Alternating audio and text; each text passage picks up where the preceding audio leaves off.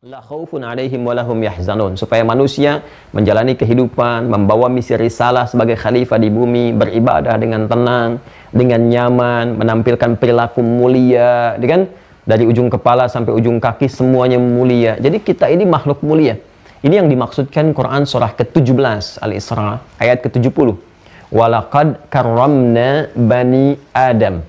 Dan sungguh kami telah muliakan dengan keagunganku, kata Allah, ya, sungguh telah muliakan, Allah telah memuliakan semua anak cucu Adam, itu mulia semua. Karena itu cara memahaminya seperti ini. Karena kita diciptakan oleh Allah mulia, sempurna baik secara fisik, kan? Fisik ataupun jiwanya juga memiliki nilai-nilai kemuliaan. Jadi secara fisiknya ahsanat taqwim, sempurna. Kemudian jiwanya pun membawa nilai kemuliaan. Nah, segala yang tersinergikan membentuk manusia ini, anatominya, baik rohnya, akalnya, ataupun fisiknya. Dengan akal Allah muliakan manusia, sehingga membedakannya dengan hewan yang tidak berakal. Rohnya membawa nilai-nilai spirit kemuliaan. Ya, sehingga dengan jiwa iman ada di takwa muncul kebaikan-kebaikan. Ini support, ya, support yang diarahkan kepada apa? Kepada fisik yang telah diciptakan pun dengan sempurna. Laqad khalaqnal insana fi ahsani taqwim. Jadi fisiknya sempurna, akalnya juga sempurna, jiwanya mulia. Ini yang menjadikan Allah menegaskan walaqad karramna bani Adam. Ya, dan demi kemuliaan keagunganku, kata Allah, aku telah ciptakan manusia itu, anak cucu Adam, semuanya sempurna dengan kemuliaannya. Wa hamalnahum fil barri wal bahri, banyak beraktivitas, umumnya di daratan, di lautan, sedikit yang di udara, kan? Ya, umumnya di daratan dan di lautan, bahkan di ujungnya, ya, wa faddalnahum ala katsirin mimma khalaqna tafdila, dan kami lebihkan, ya, kami unggulkan dari segala yang telah kami ciptakan dari berupa makhluk-makhluk itu, ya, dari hewan-hewan, tumbuhan dan sebagainya. Karena itu manusia yang terlihat begini bisa bikin pesawat terbang, gedung-gedung tinggi dan sebagainya yang nggak pernah dilakukan oleh makhluk-makhluk yang lainnya, kan? Nah, lebih daripada itu, karena ini sempurna dengan kemuliaannya dan kita mulia, maka Allah Subhanahu wa Ta'ala memberikan pedoman, kan, untuk menjaga semua kemuliaan ini agar tidak jatuh martabat kehidupan kita.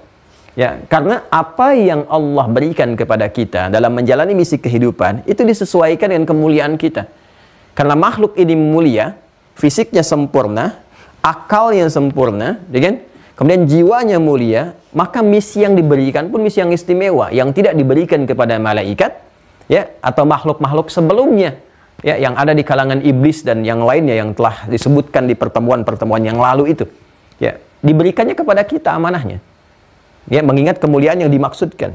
Maka dari itu, ketika Al-Quran pun difirmankan, Allah berfirman, kan, menyampaikan dan terkumpul ayat-ayatnya, firmannya dalam Al-Quran, dijelaskan oleh Nabi Shallallahu Alaihi Wasallam, ini menjaga kemuliaan kita di saat yang bersamaan membimbing kita untuk sukses menjalani misi kehidupan di muka bumi. Karena itu kalau ada perintah, ada larangan, cara melihatnya, ya, perhatikan, cara berinteraksi dengan itu semua, itu jadikan semua itu sebagai asas dan pedoman yang menjaga kemuliaan kita dan menyukseskan misi kita. Jadi cara melihatnya jangan beban, ya, jangan sebuah kewajiban. Jangan berhenti kepada dosa atau pahala, gitu kan? Tapi spektrumnya lebih luas. Kalau landscape kita, cara pandangnya melihatnya, ini sebagai penjaga kemuliaan kita, pedoman untuk menyukseskan misi, maka cara berpikir ini akan menjadikan kita lebih bersemangat dalam menerima semua ayat dan hadis, dan lebih benar dalam berperilaku untuk menata aktivitas sesuai dengan misi yang telah Allah tetapkan kepada kita. Karena itu kalau lisan dilarang berkata-kata yang kotor, dilarang mencela, dilarang bikin hoax, dilarang gibah, dilarang berkata-kata jorok dan sebagainya, itu sesungguhnya untuk menjaga kemuliaan kita. Karena lisan ini diciptakan mulia. Karena itu nggak boleh keluar dari lisan ini kecuali yang mulia-mulia, yang baik-baik. Karena itu turun ayat, ya ayyuhalladzina amanu, imannya disentuh. Ini. Ya ayyuhalladzina amanu, imannya dipertanyakan. Dalam diri kamu itu ada iman, ada jiwa takwa. Yang dengan takwa ini supportnya harusnya yang baik-baik. Ya kan? La yaskhar qaumin qaum. Karena itu ketika jiwa takwa di imannya memberikan support terus sampai ke bagian tubuh terluarnya, ke lisan. Ya, alat untuk bicara ini, agen terluar dari tubuh manusia. Maka kalau disupport dari iman, dia nggak akan keluar yang kotor. La yaskhar qaumin qaum. Nggak akan mencela. La yaghtab ba'dukum ba'dha. Gitu kan? Tidak akan pernah berghibah, bikin hoax, ya, gosip dan turunan-turunan yang lainnya. Demikian pula ke mata sampai ke ujung kaki. Ini asalnya. Jadi kalau ada larangan itu untuk menjaga kemuliaan. Sebab kalau ketika dikerjakan larangan itu turun kemuliaannya. Ya, silahkan kalau tidak percaya, Anda cek saja di sekitaran. Bukankah para pencela itu pun, ya, ketika dia mencela, bukankah itu yang dilakukan? Bukan meninggikan kehormatannya, tapi meruntuhkan wibawanya.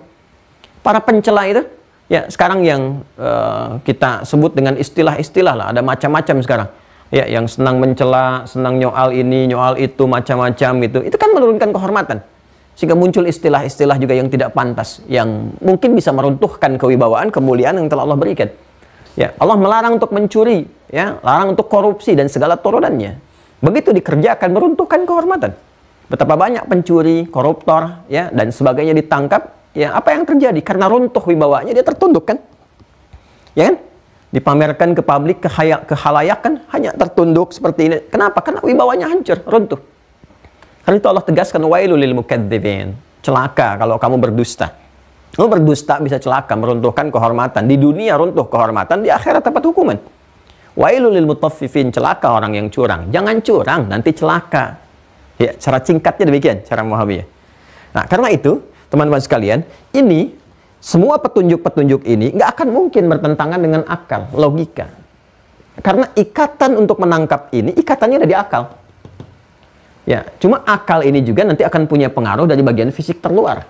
Bagaimana dia mendapatkan data, informasi, diikat ini tembuskan ke sini, ya, ke bagian jiwa. Nah, ini fungsi nakli ini, nas, untuk menetralisir, supaya yang ditangkap oleh akal itu jangan yang jelek-jelek. Sehingga tidak menutup kepada jiwa takwa. Alih-alih masuk ke takwa, masuknya ke fujur yang diberikan was-was oleh setan. Karena itu ada larangan untuk menatap yang tidak baik dari nakli dari sini. Supaya apa? Yang masuk semua ke akalnya itu diserap yang baik-baik. Ya, supaya tidak berpengaruh, nggak ada gejolak di sini antara jiwa fujur dengan jiwa takwanya. Nah, ini yang kemarin ingin saya kuatkan, saya tekankan. Ya, karena itulah kemudian ya kita sudah berikan contoh-contohnya di Al-Quran, di hadis, segala hal yang terkait dengan pedoman berkehidupan, bahkan di ayat-ayat ini Allah kuatkan logika kita untuk menangkap. Ya, seperti yang pernah saya uraikan tentang aspek ketuhanan, teologinya misalnya. Ya, Allah jelaskan secara nakli begini, bahkan ditantang kita di challenge, silahkan komparasikan dengan semua teks-teks yang ada atau kitab-kitab yang ada yang menerangkan tentang aspek ketuhanan untuk menunjukkan sebuah kebenaran. Dan di akhirnya pun Allah sampaikan, lakum dinukum waliyadin. Kalaupun kamu sudah menemukan kebenaran, pilihan kamu tentukan, tapi resiko kamu tanggung. Ya kan? La ikraha fid din, tidak dipaksa. Ya, tapi ketika pulang nanti kembali resiko ditanggung masing-masing. Ya kan? Nah, ini gambarannya teman-teman sekalian, termasuk sudah saya berikan contoh kejadian di semesta, pembuktian bahkan oleh insan-insan yang belum beriman, oleh institusi yang dikenal, ya, oleh dunia, otoritasnya tidak diragukan lagi. Bahkan semua riset-riset yang berkembang saat ini, ya, ada beberapa yang menilai dan melakukan satu penelitian-penelitian. Pada akhirnya semua riset-riset ilmiah itu hanya membenarkan, membuktikan di setiap masa apa yang telah Allah sampaikan, firmankan dalam Al-Quran, Nabi jelaskan lewat hadis seperti kita saksikan. Nah, semua ini pada akhirnya menghadirkan pada pembahasan yang telah kita uraikan dengan detail di pertemuan yang lalu, bahwa ini dibuktikan, ya, oleh Allah Subhanahu wa taala melalui kehidupan Nabi sallallahu alaihi wasallam yang di masa Rasulullah sallallahu alaihi wasallam miniaturnya langsung diterapkan oleh Nabi. Ini jadi kurikulum yang ini. Jadi pedoman hidup ini yang saya terangkan di sini jadi kurikulum. Kurikulumnya disampaikan kepada para sahabat, diterapkan, diikuti tabi'in, tabi'ut tabi'in, yang dengan itu melahirkan satu peradaban, kemuliaan, kebaikan, inspirasi yang alhamdulillah semuanya dikodifikasikan sampai dengan kini, bahkan dalam bentuk buku-buku, kitab-kitab yang bisa kita akses. Ya, di hadis-hadis Nabi sallallahu alaihi wasallam kita dapati dalam kitab-kitab hadis yang pernah saya sampaikan, bahkan lengkap sekali serialnya. Masya Allah, kita bersyukur, alhamdulillah, dalam Islam semua sumber keislaman itu ini, ya, ini semuanya bisa divalidasi, dicek kebenarannya, otentisitasnya bisa dipertanggungjawabkan, bisa dicek dan terkumpul sempurna. Jadi Anda mau nyari apapun, kalau nanya di Islam itu ada jawaban. Ya, di Quran ini sudah ada mushaf kan? Ya, terkodifikasikan dalam bentuk mushaf dan bisa dicek kebenarannya lewat hafalan. Terjaga dalam hafalan, ya, mahfudun fis sudur wa maktubun fis sutur. Terjaga dalam hafalan plus dalam tulisan. Jadi semua saling mengonfirmasi. Dan tidak ada satupun kitab di muka bumi yang saling mengonfirmasi antara hafalan di kitabnya ya plus dengan tulisannya. Jadi dua-duanya saling mengonfirmasi dan menjadi panduan dalam kehidupan. Nah, itu terjaga murni di setiap generasi. Ya, nggak ada selain Al-Quran. Dan kita bersyukur dengan itu, alhamdulillah, untuk menunjukkan kebenaran risalah yang kita yakini, agama yang kita peluk. Itu satu. Ya. Yang kedua, di hadis pun ini komplit sekali. Dari mulai cara penelitiannya, orang-orangnya siapa saja, profil yang pernah menerima dari Nabi, tingkatannya, transmisinya terus sampai ke kita. Dibuktikan dengan muncul kitab-kitabnya. Ini karya Al-Imam Al-Bukhari. Anda bisa cek dalam sejarah, ada nggak sosoknya Imam Al-Bukhari itu? Siapa beliau? Lahir di mana? Bahkan riwayatnya seperti apa? Menerima dari siapa Al-Bukhari? Dicek lagi, ada nggak orangnya? Ada kitab lain lagi menunjukkan. Bisa dicek di sejarah, sampai divalidasi, sampai ketemu Rasulullah. Nggak ada satupun ajaran di muka bumi ini yang detailnya menjelaskan sumber referensi keberagamaannya, dijelaskan secara detail plus dengan transmisi orang-orang yang menjelaskannya, dan itu bisa divalidasi. Hadis menunjukkan itu semua. Maka cukup dengan mengetahui ini, ya, sesungguhnya bagi umat Islam tuh harus yakin tentang kebenaran risalah ajaran agamanya, dinnya. Kalau sudah yakin, ya dikaji isinya, ya kan? Bukan cuma diyakini tapi nggak dibaca. Yakin iya, tapi karena nggak belajar, akhirnya mudah digoyang ya, untuk ikut kemanapun yang kemudian diarahkan dalam kehidupannya. Nah, ini semua kemudian ya, puncaknya akan melahirkan satu dorongan pengetahuan yang kuat untuk menggali. Karena itu tadi saya katakan, kalau sudah tahu seperti ini, belajar butuh ilmu. Nah, ilmu yang kita dapati lewat membaca Al-Quran, mengaji, mengakses hadis, memahami, dan bukan sekedar baca biasa, tapi baca berdasarkan urutan kurikulum ini yang diwariskan di setiap generasi. Ya, seperti pernah saya ajarkan cara membacanya, apa yang pokok yang menjadikan setiap manusia mesti mendapatinya. Baik, yang pokok kebutuhan roh, supaya rohnya tenang, nyaman, berarti ibadah. Keluarkan kurikulum ibadah dalam Al-Quran, dalam hadis, lihat penjelasan ulama. Apa saja menunya, supaya roh itu bisa mendapatkan nutrisi. Ada menu sholat, lihat dari mulai dalilnya, keterangannya, caranya, lengkap sampai hikmahnya. Ya, perhatikan baik-baik. Alhamdulillah, dalilnya, ini perintahnya untuk menunaikan sholat. Setelah itu apa? Caranya, begini dikerjakan dari awal sampai akhirnya. Hikmahnya, esensinya, ini maknanya. Kenapa engkau menghadap ke arah kiblat, maksudnya begini. Mengangkat tangan, maksudnya begini. Sampai dengan selesai. Prakteknya, hasilnya, parameter ukuran keberhasilannya, dicek lagi. Kalau kamu berhasil sholatnya ini, tanha 'anil fahsya'i wal munkar, gol pertama. Melahirkan ketenangan, gol kedua. Ya, menghadirkan kebahagiaan, gol ketiga. Terus gitu, cek. Berhasil nggak mendapatkan bagian ini? Ya, belum semuanya, perbaiki lagi sholatnya. Cek di mana yang miss, di mana yang kira-kira belum sempurna kita kerjakan. Ya, sehingga kita bisa berkaca. Siapa contohnya? Ini generasi dulu. Mereka bisa berubah jadi khairul ummah. Ya, pekerjaannya sukses di semua bidang yang dikerjakan dengan sholat ini ketika dipelajari maknanya berhasil. Nah, ini yang kita keluarkan. Lalu setelah itu, keluarkan yang spesifik, passion yang kita pilih atau yang kita inisiasikan untuk titi dalam kehidupan, yang kita kenal dengan cita-cita dari kecil itu. Ya, Anda sekarang profesinya apa? Di kedudukan, di jabatan, di birokratif dan seterusnya, atau dagang, bisnis, atau di keilmuan, ya, atau di rumah tangga misalnya, dan seterusnya. Keluarkan. Dan lengkap sekali. Ya, di mushaf, di Quran kita bisa akses. Ada ayat-ayat bimbingan tentang bagaimana mengelola kedudukan, memanage dari mulai level-level perusahaan sampai birokratif, diplomatif, dan sebagainya, pemerintahan. Ya, kemudian di bisnis ada ayat-ayatnya, hadis-hadisnya lengkap, bahkan sekarang sudah ada topiknya sendiri, Kitabul Buyu', bimbingan tentang bisnis, dengan dagang. Apalagi ke bawahnya, bahkan persoalan di rumah tangga, di kesehatan, di keilmuan, Kitabul Ilmi, Kitabul Marid, itu semua sudah terkodifikasikan. Bahkan yang aktif di dunia hewan pun, para ulama ngarang kitab Kitabul Hayawan, kitab tentang hewan, dan sebagainya. Jadi ada banyak hal yang bisa kita keluarkan dari sini. Ya, itu menarik, nanti ada kitab bagus sekali, bagus ya. Jadi ada ensiklopedi hewan, itu diurutkan dari hewan paling pintar, sampai hewan paling biasa gitu.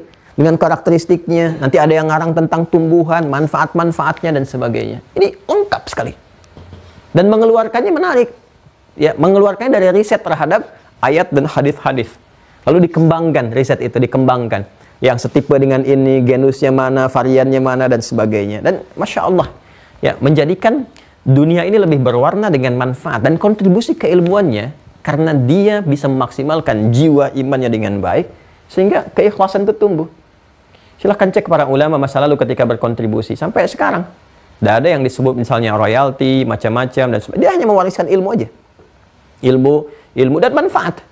Ya, dia nyaman menjalani kehidupan di masanya dan karyanya diabadikan melintasi zaman dan bermanfaat ya sampai kehidupan berakhir. Nah, ini yang kita harapkan sehingga tinggal dimanapun tempat yang kita bijak akan mendapatkan manfaat dari apa atau karya yang kita bisa hasilkan dari support iman itu. Nah, caranya apa? Ilmu. Dan ilmu itu bisa menguatkan, mengenalkan kita tentang hakikat diri kita. Ya, mengenalkan sesuatu yang terkumpul, terakumulasi disebut dengan ma'rifah. Karena puncak iman itu ada di qalbu, ya, maka disebut dengan ma'rifatul qalbi, ya kan? Dan saya kemudian telah tuntaskan ini pertemuan yang lalu, tidak perlu saya detailkan lagi untuk membahas ma'rifatul qalbi. Silahkan lihat di pertemuan yang kemarin, ya kan?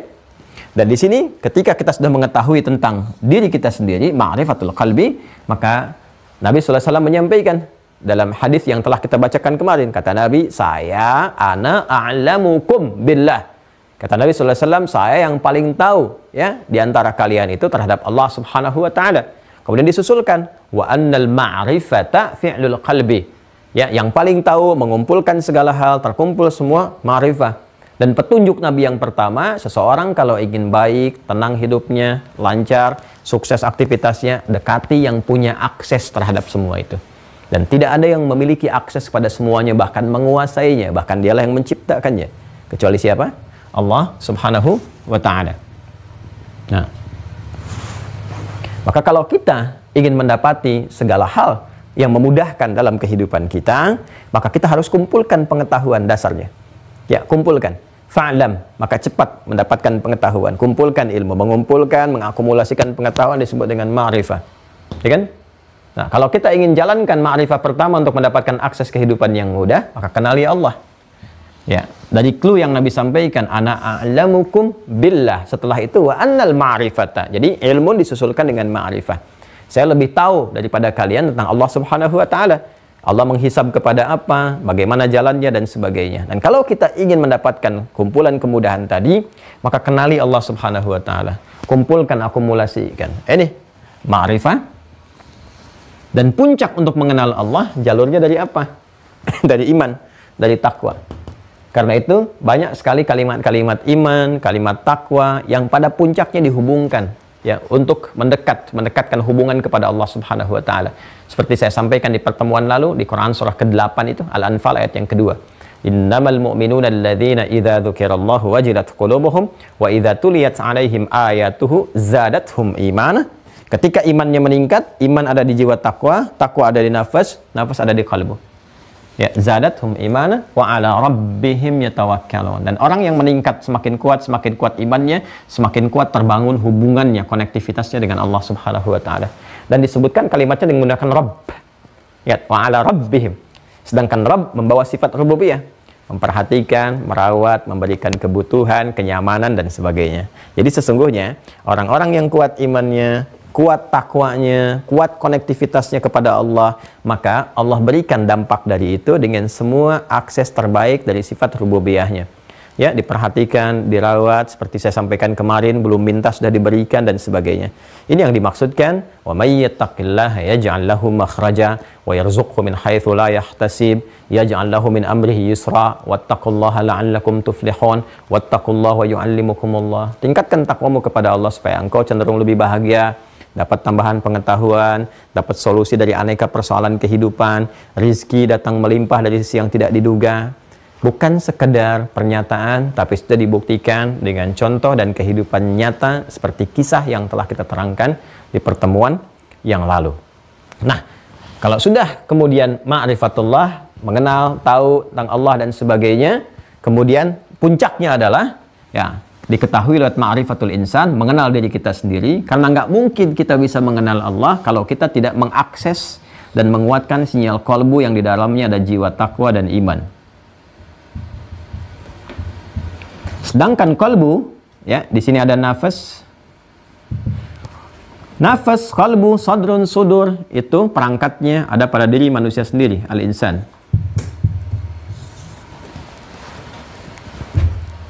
kemarin kita berhenti di sini kan? Sebelum sampai kepada zikrullah. Tadi kan baik-baik. Sekarang saya mau mulai lambatkan. Tadi mohon izin sedikit agak lebih cepat untuk memberikan satu stimulus, ya, pemicu, pengingat dulu kepada memori kita supaya nyambung dari yang kemarin. Kalau yang baru terhubung, akses yang kemarin dulu supaya ada ketersambungan. Ya. Lihat sini. Kita harus mengenal Allah dengan baik supaya mendapatkan akses kemudahan dalam kehidupan. Sangat logis, kan? Karena Allah yang menciptakan, punya segalanya, maka kita harus punya hubungan baik dengan Allah, bahkan harus semakin erat, semakin kuat, sehingga dengan konektivitas yang kuat itu, sinyal-sinyal mengakses kehidupan lebih mudah untuk kita dapatkan. Gambarannya demikian. Nah, untuk mengakses ini, hubungan yang kuat, yang baik, gitu kan, kita harus mengenal diri kita sendiri. Karena ada perangkat dalam diri manusia, disebut dengan insan itu, di dalamnya ada satu sumber kehidupan, sumber sinyal-sinyal kehidupan yang ini sekaligus menjadi sinyal konektivitas kita dengan Allah Sang Pencipta. Di mana tempatnya? Di kalbu. Kalbu ada di mana? Di dalamnya ada apa? Nafas. Di dalam nafas ada apa? Jiwa takwa, iman. Nah ini, iman dan takwa ini teman-teman sekalian, ya, yang menjadikan kita bisa terhubung dengan Allah secara kuat. Karena itu ketika Allah memberikan sebuah gambaran dalam Al-Quran lewat firman-Nya, ya, tentang hubungan seorang hamba kepada Allah Subhanahu wa taala, walaupun tak tampak, ya, dalam pandangan kita saat ini, ya, jadi meyakini sesuatu yang tidak tampak di dalam pandangan itu iman. Mengetahui sesuatu yang bisa diindra itu ilmu namanya. Ya, menguatkan iman itu bisa lewat ilmu supaya iman punya keyakinan yang lebih kuat. Ya, sesuatu yang tidak tampak, tak terlihat, ya kan? Itu disebut dengan gaib namanya. Karena disebut gaib, tak nampak. Perhatikan bagaimana Allah Subhanahu wa taala memberikan gambaran, ya kan, antara iman dan konektivitas dengan kita dengan Allah yang belum tampak saat ini dalam pandangan kita. Di Al-Baqarah ayat ketiga, alladzina yu'minuna bil ghaib. Ya kan? Wa yuqimunas shalah dan seterusnya. Lihat konektivitasnya. Dan di Quran surah ke-8, Quran surah ke-8 Al-Anfal ayat kedua, ya, disebutkan zadathum imana, ketika imannya menguat, wa ala rabbihim yatawakkalun. Lihat ujung ayatnya, kepada Allah terhubung dengan kuat. Jadi kita harus menguatkan ini, iman. Menguatkan, otomatis takwanya akan kuat karena iman bagian dari takwa. Dzalikal kitabu la raiba fi hudal lil muttaqin. Muttaqin ini takwa. Ya kan? Dan takwa itu pancaran dari iman, alladzina yu'minuna bil ghaib. Jadi iman, takwa mancar ke sini, menguatkan ini. Sudah?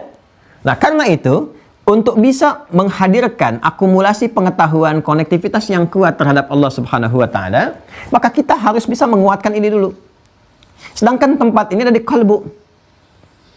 Untuk memberikan kelapangan kepada kalbu, ketenangan, kenyamanan, kekuatan, konektivitas, akses, yang semua itu dihimpun lewat satu kata, disebut dengan tuma'nina. Akarnya dari kata itma'anna, yatma'inno. Kalau jamak kalbunya disebut dengan kulub, maka ini merubah menjadi tatma'innu, itma'anna, yatma'innu. Ya, tatma'innu, gini. Bisa pakai ya kalau bentuknya tunggal, gini.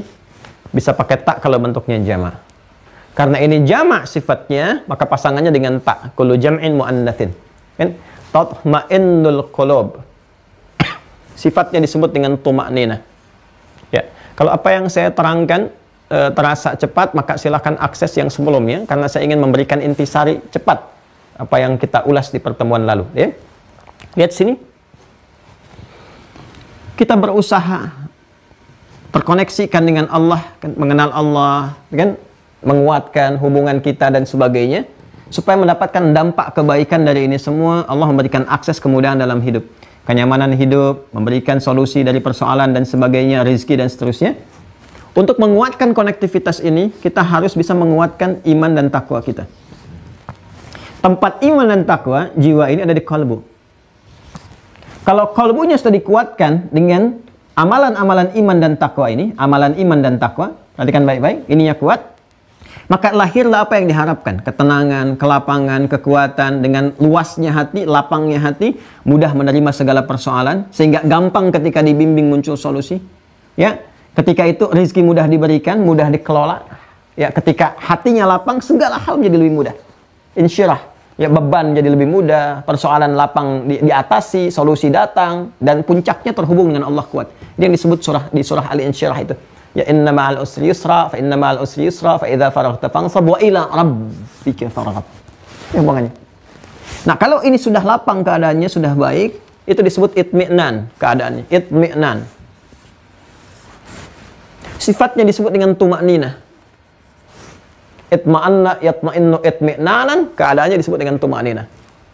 Berarti kan kalau saya kotaki, berarti ini akan terbawa terus. Verbnya, kata kerjanya, kegiatan kita yang mengolah ini untuk melahirkan tumakninah atau itmi'nan, ya kalau sifatnya progresif terus dikerjakan supaya terus tenang, terus nyaman, terus dapat solusi, terus bahagia, maka gunakan bentuk mudhari. Satu di antara bentuk anita, hamzah, nun, iya, dan ta. Karena kata dasarnya itma'anna, kalau kita gunakan bentuk progresif, maka gunakan salah satu huruf ini, ya, itma'anna, untuk saya atma'innu, untuk dia yatma'innu, ya, untuk kamu tatma'innu, untuk jama' tatma'innu. Karena yang dimaksudkan kalbu, supaya kalbunya tenang, nyaman, ya kan? Maka gunakan bentuk ya yang mewakilinya, kata ganti mewakili, yatma'innul qalbu. Lihat ma'inna qalbu, ya. Seperti bahasa Nabi Ibrahim kalau bentuknya tunggal di Quran surah kedua ayat 260. Quran surah kedua Al-Baqarah ayat 260, paling kiri sebelah atas di mushaf. Wa idz qala Ibrahim rabbi arini kaifa tuhyil mauta qala awalam tu'min, imannya. Qala bala walakin liyatma'inna, ya pakai ya, liyatma'inna qalbi. Ya, dan ketika Nabi Ibrahim alaihissalam memohon kepada Allah, meminta untuk menunjukkan bagaimana caranya Allah menghidupkan yang mati, ya Allah kemudian menguji, apakah kamu belum kuat imannya? Kan Nabi itu sudah terkonfirmasi kuat, Allah pun sudah maha tahu. Tapi supaya keluar di lisan Nabi Ibrahim untuk mengajarkan kepada kita. Ya, perhatikan kalimatnya. Qala bala, ya Allah, sangat yakin. Nah, ini hubungan antara konektivitas kita dengan Allah, iman yang disentuhkan, iman. Awalam tu'min, ya kan? Apakah kamu belum kuat iman? Nah, iman. Jadi semakin kuat iman, semakin kuat hubungan kita dengan Allah. Qala bala, ya Allah, walakin liyatma'inna qalbi. Tujuan aku itu, ya, untuk mengetahui itu semua. Apa tujuannya? Ini untuk mendapatkan tumakninah dalam hati. Yatma'inna qalbi, karena bentuknya tunggal pakai ya. Kalau sudah hatiku lapang, hatiku tenang, hatiku nyaman, semua enak, maka apapun yang kau perintahkan gampang aku lakukan. Apapun yang kau perintahkan untuk ditinggalkan, ini larangan, aku akan jauhi. Jadi kalau cawannya luas, apapun yang Allah minta pasti dikerjakan. Sami'na wa ata'na, kami dengar, kami lakukan. Ya kan? Yang diberikan pun sampai ujian yang datang diterima dengan nyaman. Jadi apa yang diajarkan Nabi Ibrahim sesungguhnya ingin ditunjukkan kepada kita, diwariskan terus sampai ke anak cucunya. Nabi Muhammad SAW menyampaikan kembali sampai ke kita. Ya. Nah, jadi kalau hatinya lapang, ini rahasianya. Kalau qalbunya lapang, qalbunya tumakninah, ya kan? Itmi'nan, yatma'in, terus dilatih, maka akan mudah kita menerima segala hal yang terkait dengan aspek kehidupan kita. Baik ujian, tantangan, dan sebagainya.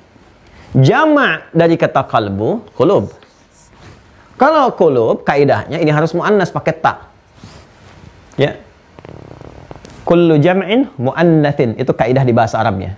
Kalau bentuknya ini, objek atau subjeknya ini bentuk jama', maka kata kerjanya bentuknya harus mu'annas, pakai ta. Maka qulub pasangannya dengan tatma'innu. Ya. Penjelasan ini ingin memberikan kesan ini bahwa jika kita ingin melapangkan hati, menguatkan konektivitas kita dengan Allah sehingga bisa menerima apapun akses yang memudahkan kehidupan, maka mesti ada kontinuitas untuk melatih qulub ini supaya mendapatkan itmi'nan, tumakninah. Ya, saya ulang ya. Saya ulang, ini yang kemarin belum saya tekankan.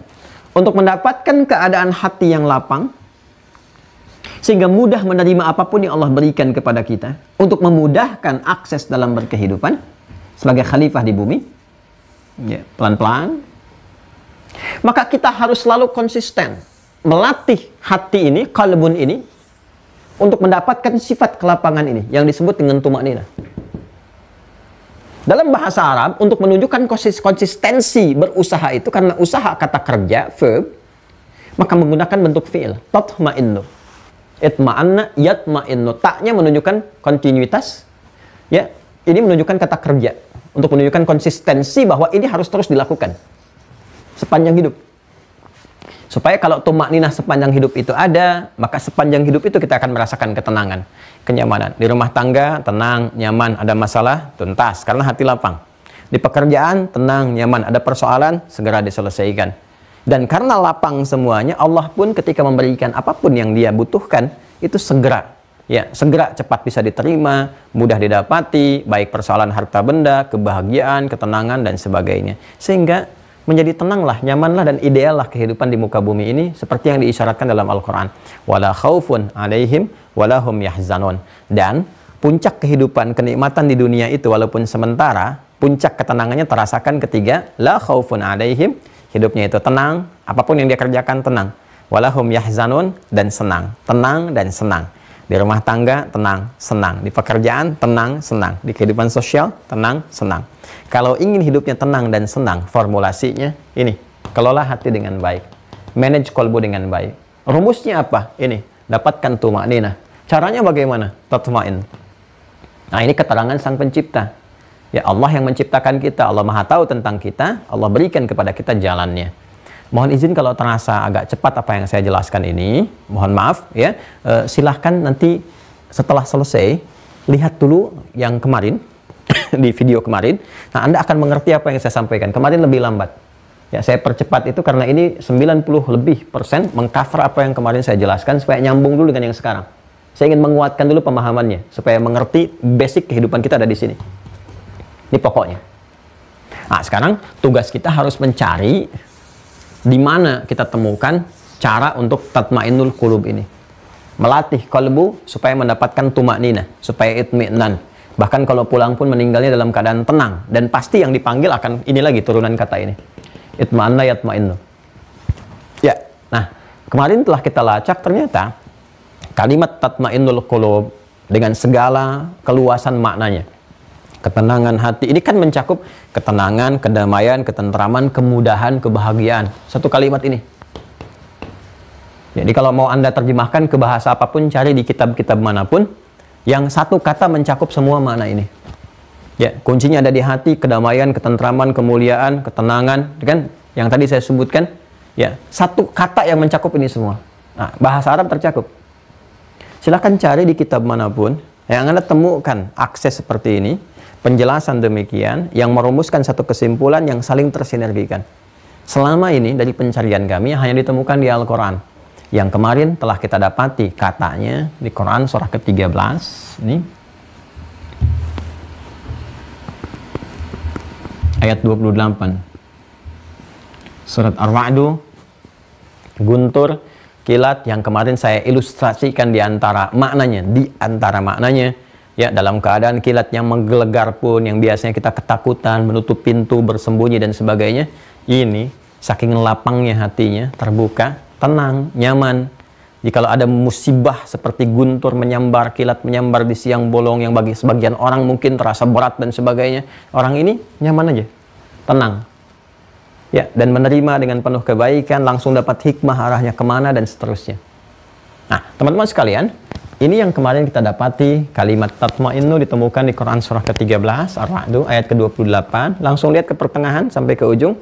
Ala bidzikrillahi tatma'innul qulub. Kemarin kita berhenti di sini. Ala bidzikrillahi tatma'innul qulub. Tatma'innul qulub. Nah, saya turunkan ini ke sini. Ala harful ikhbar wa taukid. Ketahuilah, aku tegaskan. Jadi di ala itu bukan sekedar untuk diberikan informasi supaya tahu, tapi ada unsur penegasan. Ala, ketahuilah, kata Allah, aku tegaskan. Bidzikrillahi, dengan zikir kepada Allah. Dan saya sudah jelaskan kalimat ini, tidak akan saya ulang. Bentuk ba-nya di sini di pertemuan lalu. Ya, bisa babi zikrillah, karena sebab zikrullah itu, ala ba-nya punya 14 makna. Bisa babi zikrullah, dengan sebab zikrullah itu, ya kan? Ilsaq, engkau akan jadi semakin lekat hubungannya dengan Allah, konektivitasnya kuat. Musahabah, karena itu Allah akan memberikan penyertaan, pendampingan dalam bentuk perlindungan, pemberian akses, kemudahan-kemudahan, kan? Yang dengan itu, apa yang kau dapatkan dalam kehidupan? Segala hal yang memudahkan langkah kehidupanmu. Ilsaq, musahabah, puncaknya ghayah, semua tertuju hanya kepada Allah saja. Nah, caranya tatmainnul qulub dengan zikir kepada Allah, ini caranya. Tatmainnul qulub, maka tercapailah tumakninah, ketenangan, kedamaian, ketentraman dalam setiap hati dan jiwa itu. Nah, kita dapatkan sekarang caranya untuk mendapatkan tumakninah dalam kalbu, ketenangan, kenyamanan, kan? Dan dari situ dapat akses kemudahan-kemudahan. Ternyata sebab itu semua zikrullah. Nah, ini yang terakhir kita ketemu kemarin. Sekarang kita pertanyakan, apa itu zikrullah? Bagaimana caranya?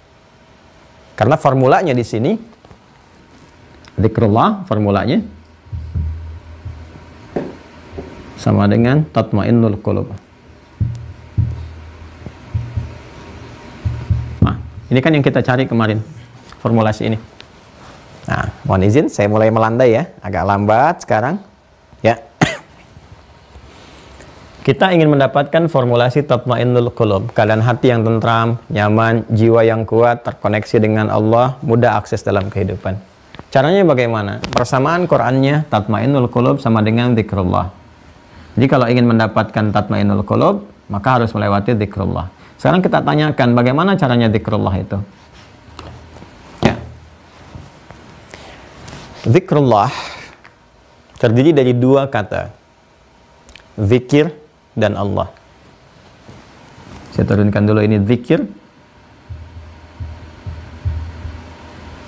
az-zikr.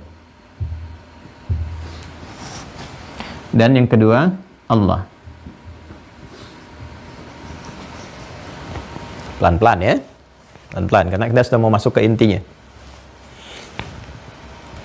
Zikir secara bahasa artinya ingat. Ingat dengan kuat, itu zikir. Ingat dengan kuat. Mengingat sesuatu dengan kuat.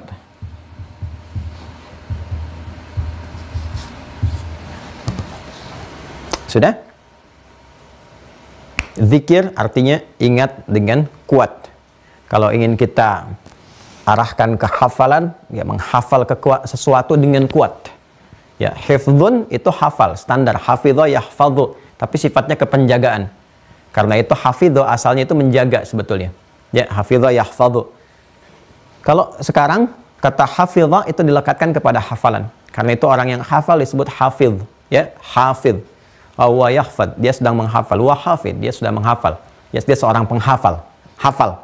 Tapi kalau kita ingin jadikan hafalan itu kuat, tertanam, maka katanya dalam bahasa Arab, diksi yang dipilihnya menggunakan kata zikir. Dzakara yadhkuru. Ya, sehingga dengan hafal, dengan kuat itu mudah menyebutkan. Orang Arab kalau ingin katakan, coba sebutkan ini dan itu. Sebutkan rukun iman.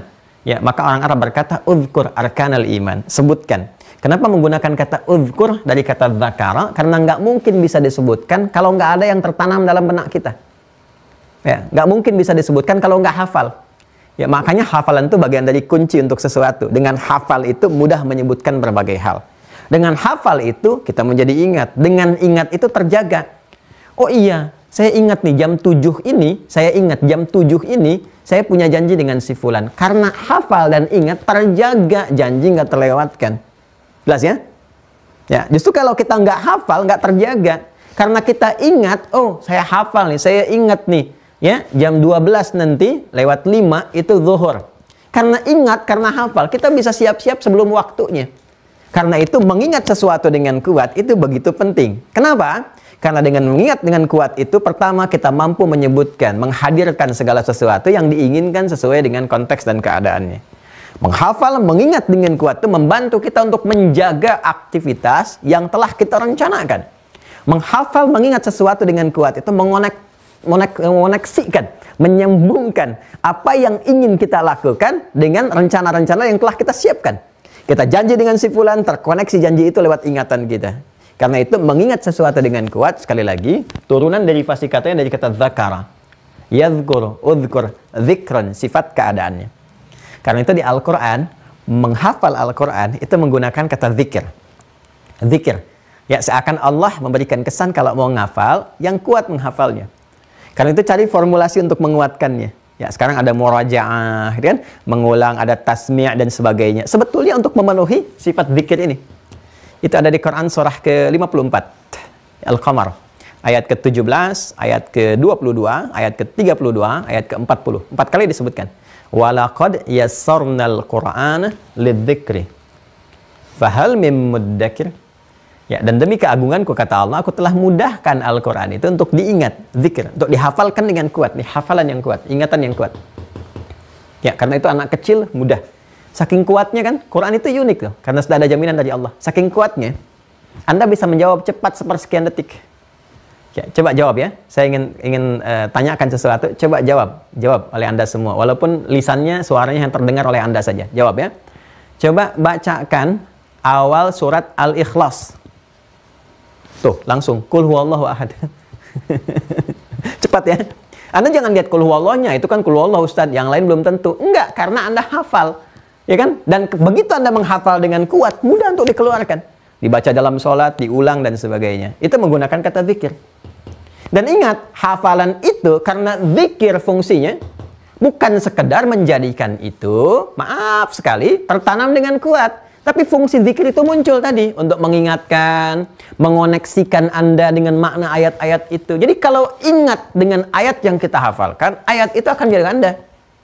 Jadi penghafal Quran yang bagus itu ya, ketika dia hafal Qurannya, maka ayat-ayat yang telah tertanam kuat itu berfungsi sebagai zikir, mengingatkan dia. Ya, misal, ya ada provokasi supaya lisannya berkata yang kotor, maka ayat itu akan tampil, memberikan cahaya melalui dorongan iman ke lisannya. Ayatnya langsung akan mengingatkan, la yasraq qaumin qaum, jangan mencela ya. La yaghtab ba'dukum ba'dha, jangan ikut-ikutan bikin gosip ya. Jangan bikin hoax ya. Ketika ada pandangan ingin melihat tuh, ayatnya akan berfungsi sebagai penjaga, pengingat. Wa qul lil mu'minina, imannya dulu, yaghuddu min absarihim, ya kan?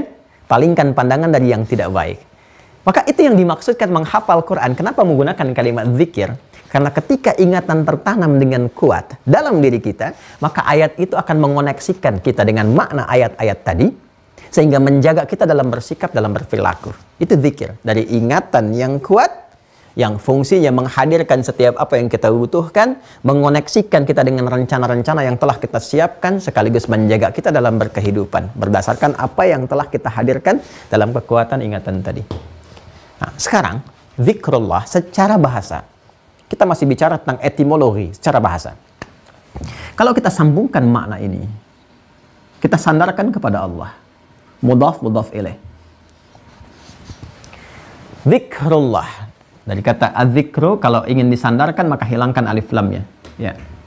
Ini kan berdiri sendiri, kita sandarkan jadi begini. Ke sini, jadi begini. Zikrullah. Jadi kalau ingin menyandarkan satu kalimat, alif lamnya dibuang. Kaidah awalnya begitu umumnya. Ya. Kecuali kalau alif lamnya nggak difungsikan, itu boleh dilakukan. Tapi umumnya alif lam dibuang jadi begini. Zikrullah. Kita satukan maknanya. Artinya apa? Zikir mengingat sesuatu dengan kuat. Disambungkan dengan Allah. Nama bagi satu-satunya yang dipertuhankan, disembah tanpa keterbatasan. Ya, mukhalafatul lil hawadis, berbeda dengan segala hal yang sangat luar biasa, nggak bisa dilukiskan, nggak bisa dibayangkan. Laisa kamitslihi syai' wa huwas samiul basir. Perhatikan, mengingat dengan kuat, menanamkan dengan kuat, sehingga melahirkan penjagaan, konektivitas dan sebagainya. Jadi secara bahasa, zikrullah itu secara bahasa mengingat Allah. Mengingat Allah dengan kuat. Saya ulang ya, mengingat Allah dengan kuat.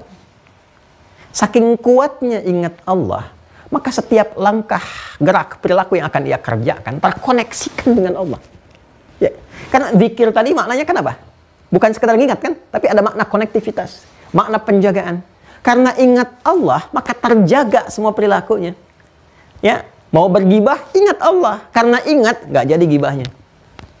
Mau melangkah kepada maksiat, diajak nih ke tempat maksiat, ingat Allah. Karena ingat, nggak jadi. Ini Jumat nih, habis Jumatan mau keluar, mau tertukar sandal, nggak jadi. Karena ingat Allah. Mau nambahkan angka di pekerjaan, nggak jadi. Karena ingat Allah. Ini zikrullah. Jadi yang dimaksud dengan zikrullah itu bukan sekedar ingat. Ya ingat tidak. Ya, tapi bagaimana menjadikan ingatan itu tertanam dalam jiwa sehingga menjaga perilaku kita? Ya, kalau sudah terkoneksikan dengan baik, maka apa dampak yang kita dapatkan? Maka Allah memberikan feedback kan? Kita ingat Allah, mengingat dengan kuat, tanamkan dalam diri kita, sedangkan sumber kehidupannya Allah berikan adanya di kalbu. Kembali lagi ke sini. Ke nafas, ke roh. Yas'alunaka 'anir roh. Perhatikan, semua kalimatnya memiliki konektivitas satu dengan yang lainnya. Yas'alunaka 'anir roh, Quran surah ke-17, Al-Isra ayat 85. Quran surah 17, Al-Isra ayat 85. Yas'alunaka 'anir roh. Ya? Mereka banyak bertanya kepada Muhammad SAW tentang hakikat roh. Qulir roho min amri rabbi. Pakai Rabb lagi.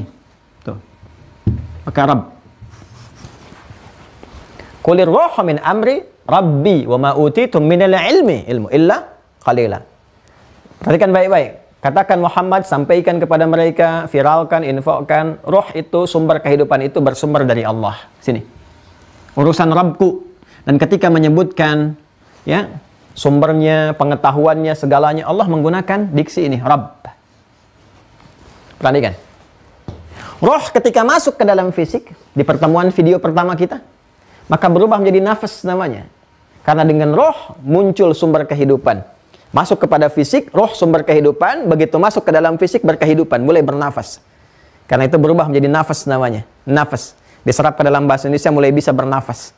Ya, ada sumber kehidupannya. Boleh bercampur dengan fisik. Ya kan? Baik. Nah, ketika masuk menjadi nafas sempurna, muncul iman. Lewat jiwa takwa. Saat bersamaan ada katalis namanya fujur. Kembali kita ke Quran surah 91 Asy-Syams ayat 7 itu. Wa nafsin wa ma sawwaha. 8-nya fa'alhamaha fujuraha wa taqwaha. Dan demi nafas yang sempurna penciptaannya. Kapan sempurna? Ketika roh masuk ke dalam fisik. Gimana prosesnya? Balik lagi ke Quran surah 15 ayat 28 sampai 29 itu. Wa idz qala rabb lagi wa idz qala rabbuka lil malaikati inni khaliqum basyara min salsalin min hama'in masnun fa idza sawaituhu wa nafakhtu fihi min ruhi. Roh masuk, sawaituhu, sawwa, masuk kepada fisik, sempurna jadi nafas. Wa nafsi wa ma sawwaha, kalimatnya sama. Fa alhamaha fujuraha wa taqwa. Taqwa di sini. Awas nih, ini agak tinggi nih, ngajinya agak tinggi. Jadi kita butuh fokus yang betul-betul. Ya. Perhatikan.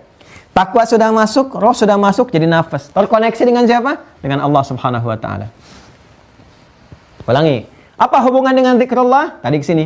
Zikir yang baik akan menjadikan kita terkoneksi dengan Allah Subhanahu wa taala. Pelan-pelan. Sedangkan kata zikir ini, zikrullah ini disebutkan hubungannya dengan qalbu, qulub. Qalbu tempatnya nafas, nafas bawaan roh, adanya di takwa, nyambung semua ayatnya. Ya? Nyambung semua. Zadathum imana wa ala rabbihim yatawakkalun. Rabb lagi. Rabb bukan sekedar nama, tapi menurunkan sifat-sifat feedback bawaan rububiyah. Tadi saya ingin teruskan ke sini. Begitu Anda zikrullahnya kuat, nyambung ke Allah, koneksinya, apa yang didapatkan dari Allah? Ini. Allah menggunakan kata Rabb untuk menunjukkan sifat rububiyahnya yang memberikan perawatan, pemenuhan kebutuhan, perhatian, menyembuhkan ketika sakit, memaafkan ketika salah, menampakkan tanda-tanda keagungan di semesta. Jadi Anda kalau sudah zikrullah, lihat apa saja ingat Allah. Karena makna rububiyah itu menempatkan semua tanda-tanda di alam ini, kumpulan tandanya disebut ayat, kumpulannya disebut dengan alam. Alam itu kan tanda, seperti pernah saya jelaskan. Semua alam disebut alamin.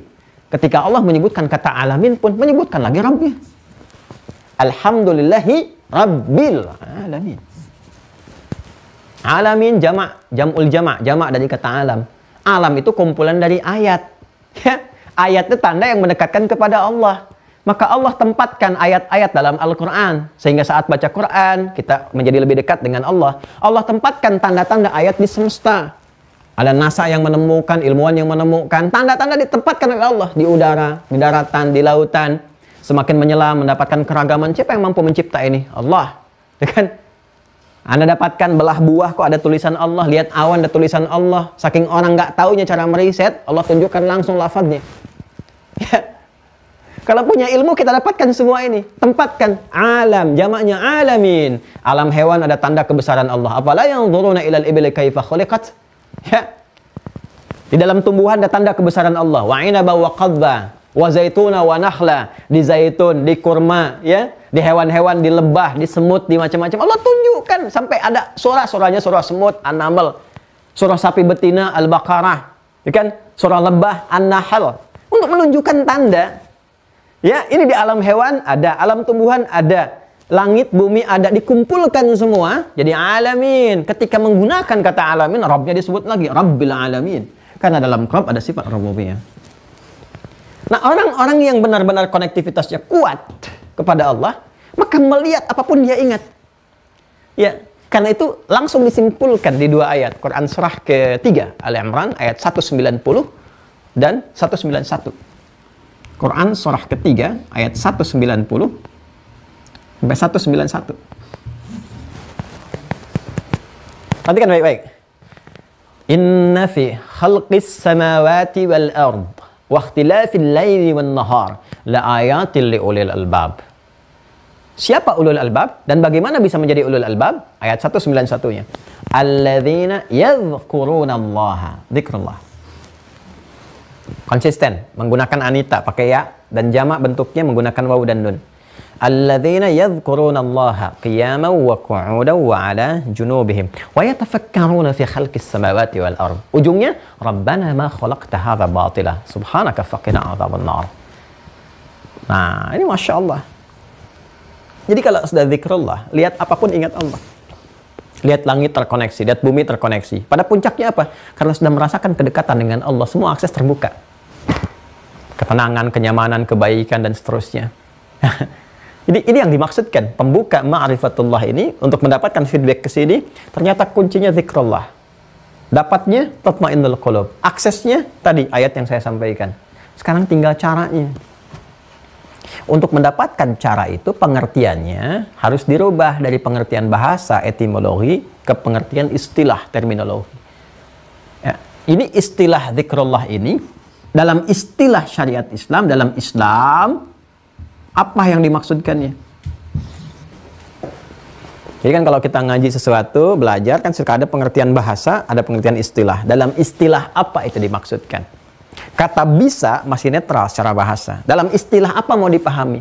Bisa itu bisa mampu, bisa racun. Dalam istilah apa mau dipahaminya? Kalau dalam istilah kebahasaan umumnya, oh ini dapat. Kalau dalam istilah ilmu kehewanan, pengobatan misalnya bisa itu racun. Dalam istilah apa? Kita harus sepakat dulu dengan kesepakatan ini, dibatasilah sebuah makna supaya tidak melebar. Nah, zikrullah dalam istilah Islam. Kalau sudah Islam, maka harus mengacu kepada sumbernya ke sini, Al-Quran dan Hadis. Nggak boleh setiap orang punya pandangan-pandangan sendiri. Sudah ada pakemnya sendiri. Ini, mengatakan Islam, ini sumbernya. Nanti bisa dilacak lewat keterangan ulama dan seterusnya, tetap rujukannya akan ke sini, puncaknya. Baik, sekarang secara terminologi, dengan melacak di Al-Quran dan Hadis untuk mengetahui makna zikrullah dalam pandangan Islam, kita temukan. Ternyata dalam Al-Quran, dalam hadis-hadis Nabi Muhammad SAW, tidak ditemukan segala pengertian yang mengarah kepada zikrullah kecuali kepada satu hal saja. Apa itu? Zikrullah itu adalah segala aktivitas, kegiatan yang mampu mengingatkan kita kepada Allah Subhanahu wa Ta'ala.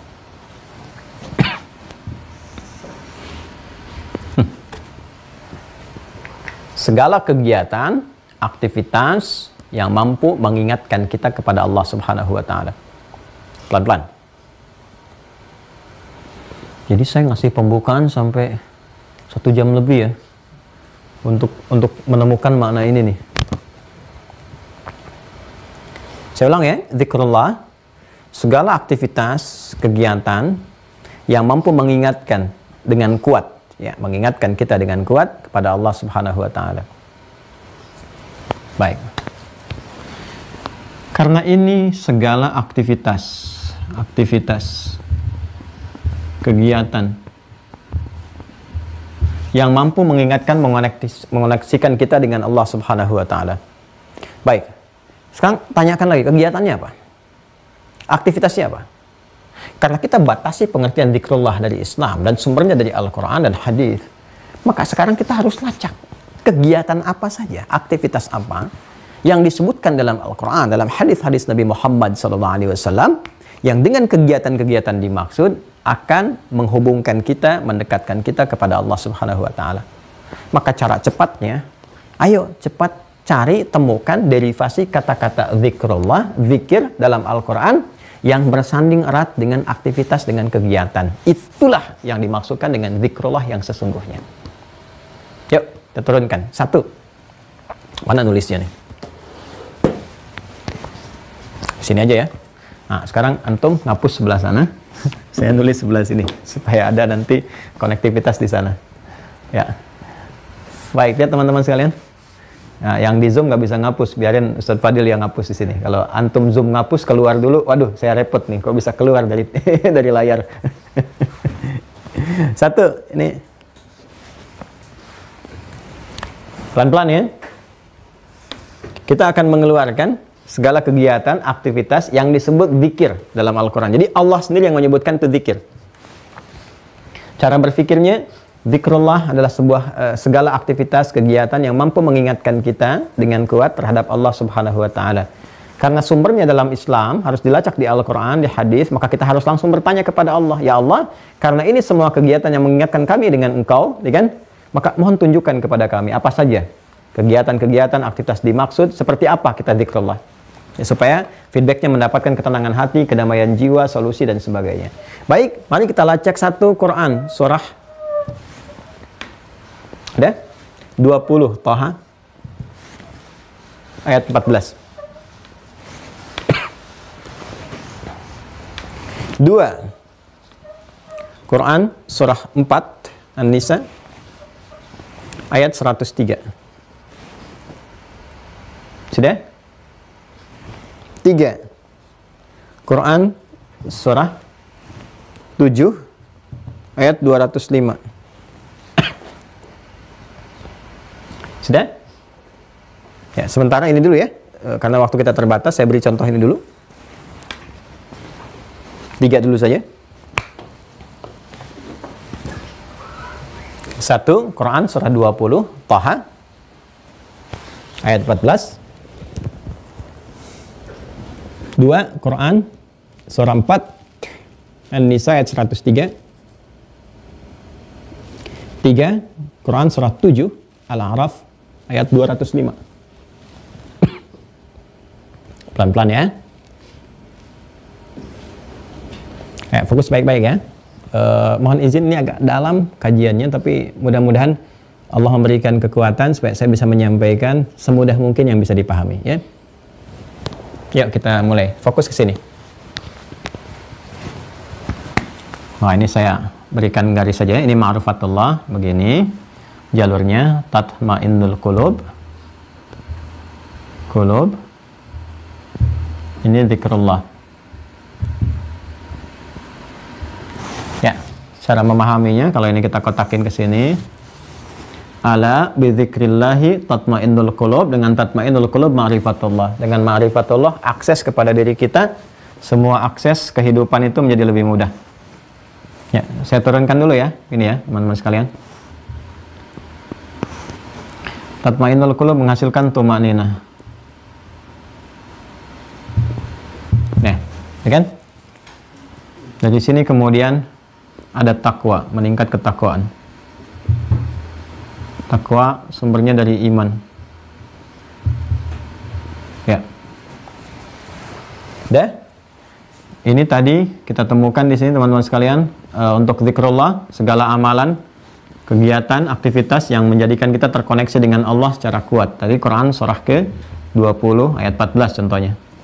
Quran surah ke-4 ayat 103. Quran surah ke-7 ayat 205. Ini saya contohkan begini dulu supaya mudah. Nanti yang didapatkannya ke sini. Ini formulasinya. Ya, ini kalau mau zikrullah, zikir kepada Allah yang sesungguhnya, ini yang sejatinya. Ya, yang benarnya yang ini. Ya, Quran surah 20 ayat 14, langsung dibuka. Innani anallah. Ada? La ilaha illa ana fa'budni. Ayatnya dibuka dengan langsung kalimat tauhid. Ya, untuk mengenalkan Allah secara cepat. Ini puncak zikrullah yang paling tinggi itu ini, ayat ini. Puncak zikrullah yang paling tinggi ayat ini. Ya, karena langsung menyatukan semua bacaan dengan amalan sekaligus. Puncaknya di sini. Innani anallah. Sungguh aku tegaskan, akulah Allah. La ilaha illa ana. Kata Allah, nggak ada Tuhan yang layak dipertuhankan. dan wajib disembah kecuali aku, kata Allah. Jadi cuma didapatkan di Al-Quran. Ya, pernyataan sejati langsung dari Tuhan Sang Pencipta yang berfirman. Tuhannya langsung mengatakan, saya Allah, yang nggak ada Tuhan selain saya. Fa'budni, maka sembahlah saya. Bagaimana cara menyembahmu ya Allah? Cara zikrullah, karena di sini kan mengenalkan tentang Allah. Kita ingin mengonektivitaskan diri kita dengan Allah, mengoneksikan sehingga tersambung, terjaga diri kita kuat. Perhatikan kalimatnya. Wa aqimis salata, dan tunaikan salat li dzikri. Kalimat zikir disebutkan. Maka kita temukan zikrullah yang pertama, salat. Dah. Udah? Baik-baik, lihat, fokus baik-baik. Innani anallah, Allah berfirman, ya, innani anallah, la ilaha illa ana fa'budni wa aqimis salata, dan tunaikan salat li dzikri. Ya, sebagai zikir kepadaku, karena yang bicara Allah, ya, maka menggunakan kata ganti karena langsung Allah menyampaikan li kepadaku, li dzikri. Wa aqimis salata li dzikri. Ini. Li dzikri. Ini ya-nya mutakallim nih, dhamirnya kembali kepada Allah.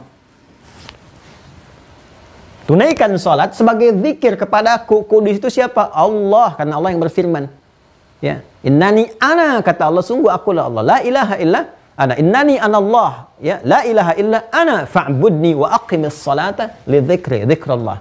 Itu kalimat langsung yang menyebutkan zikrullah itu dikonfirmasi salat. Jadi puncak tertinggi salat tuh, puncak tertinggi.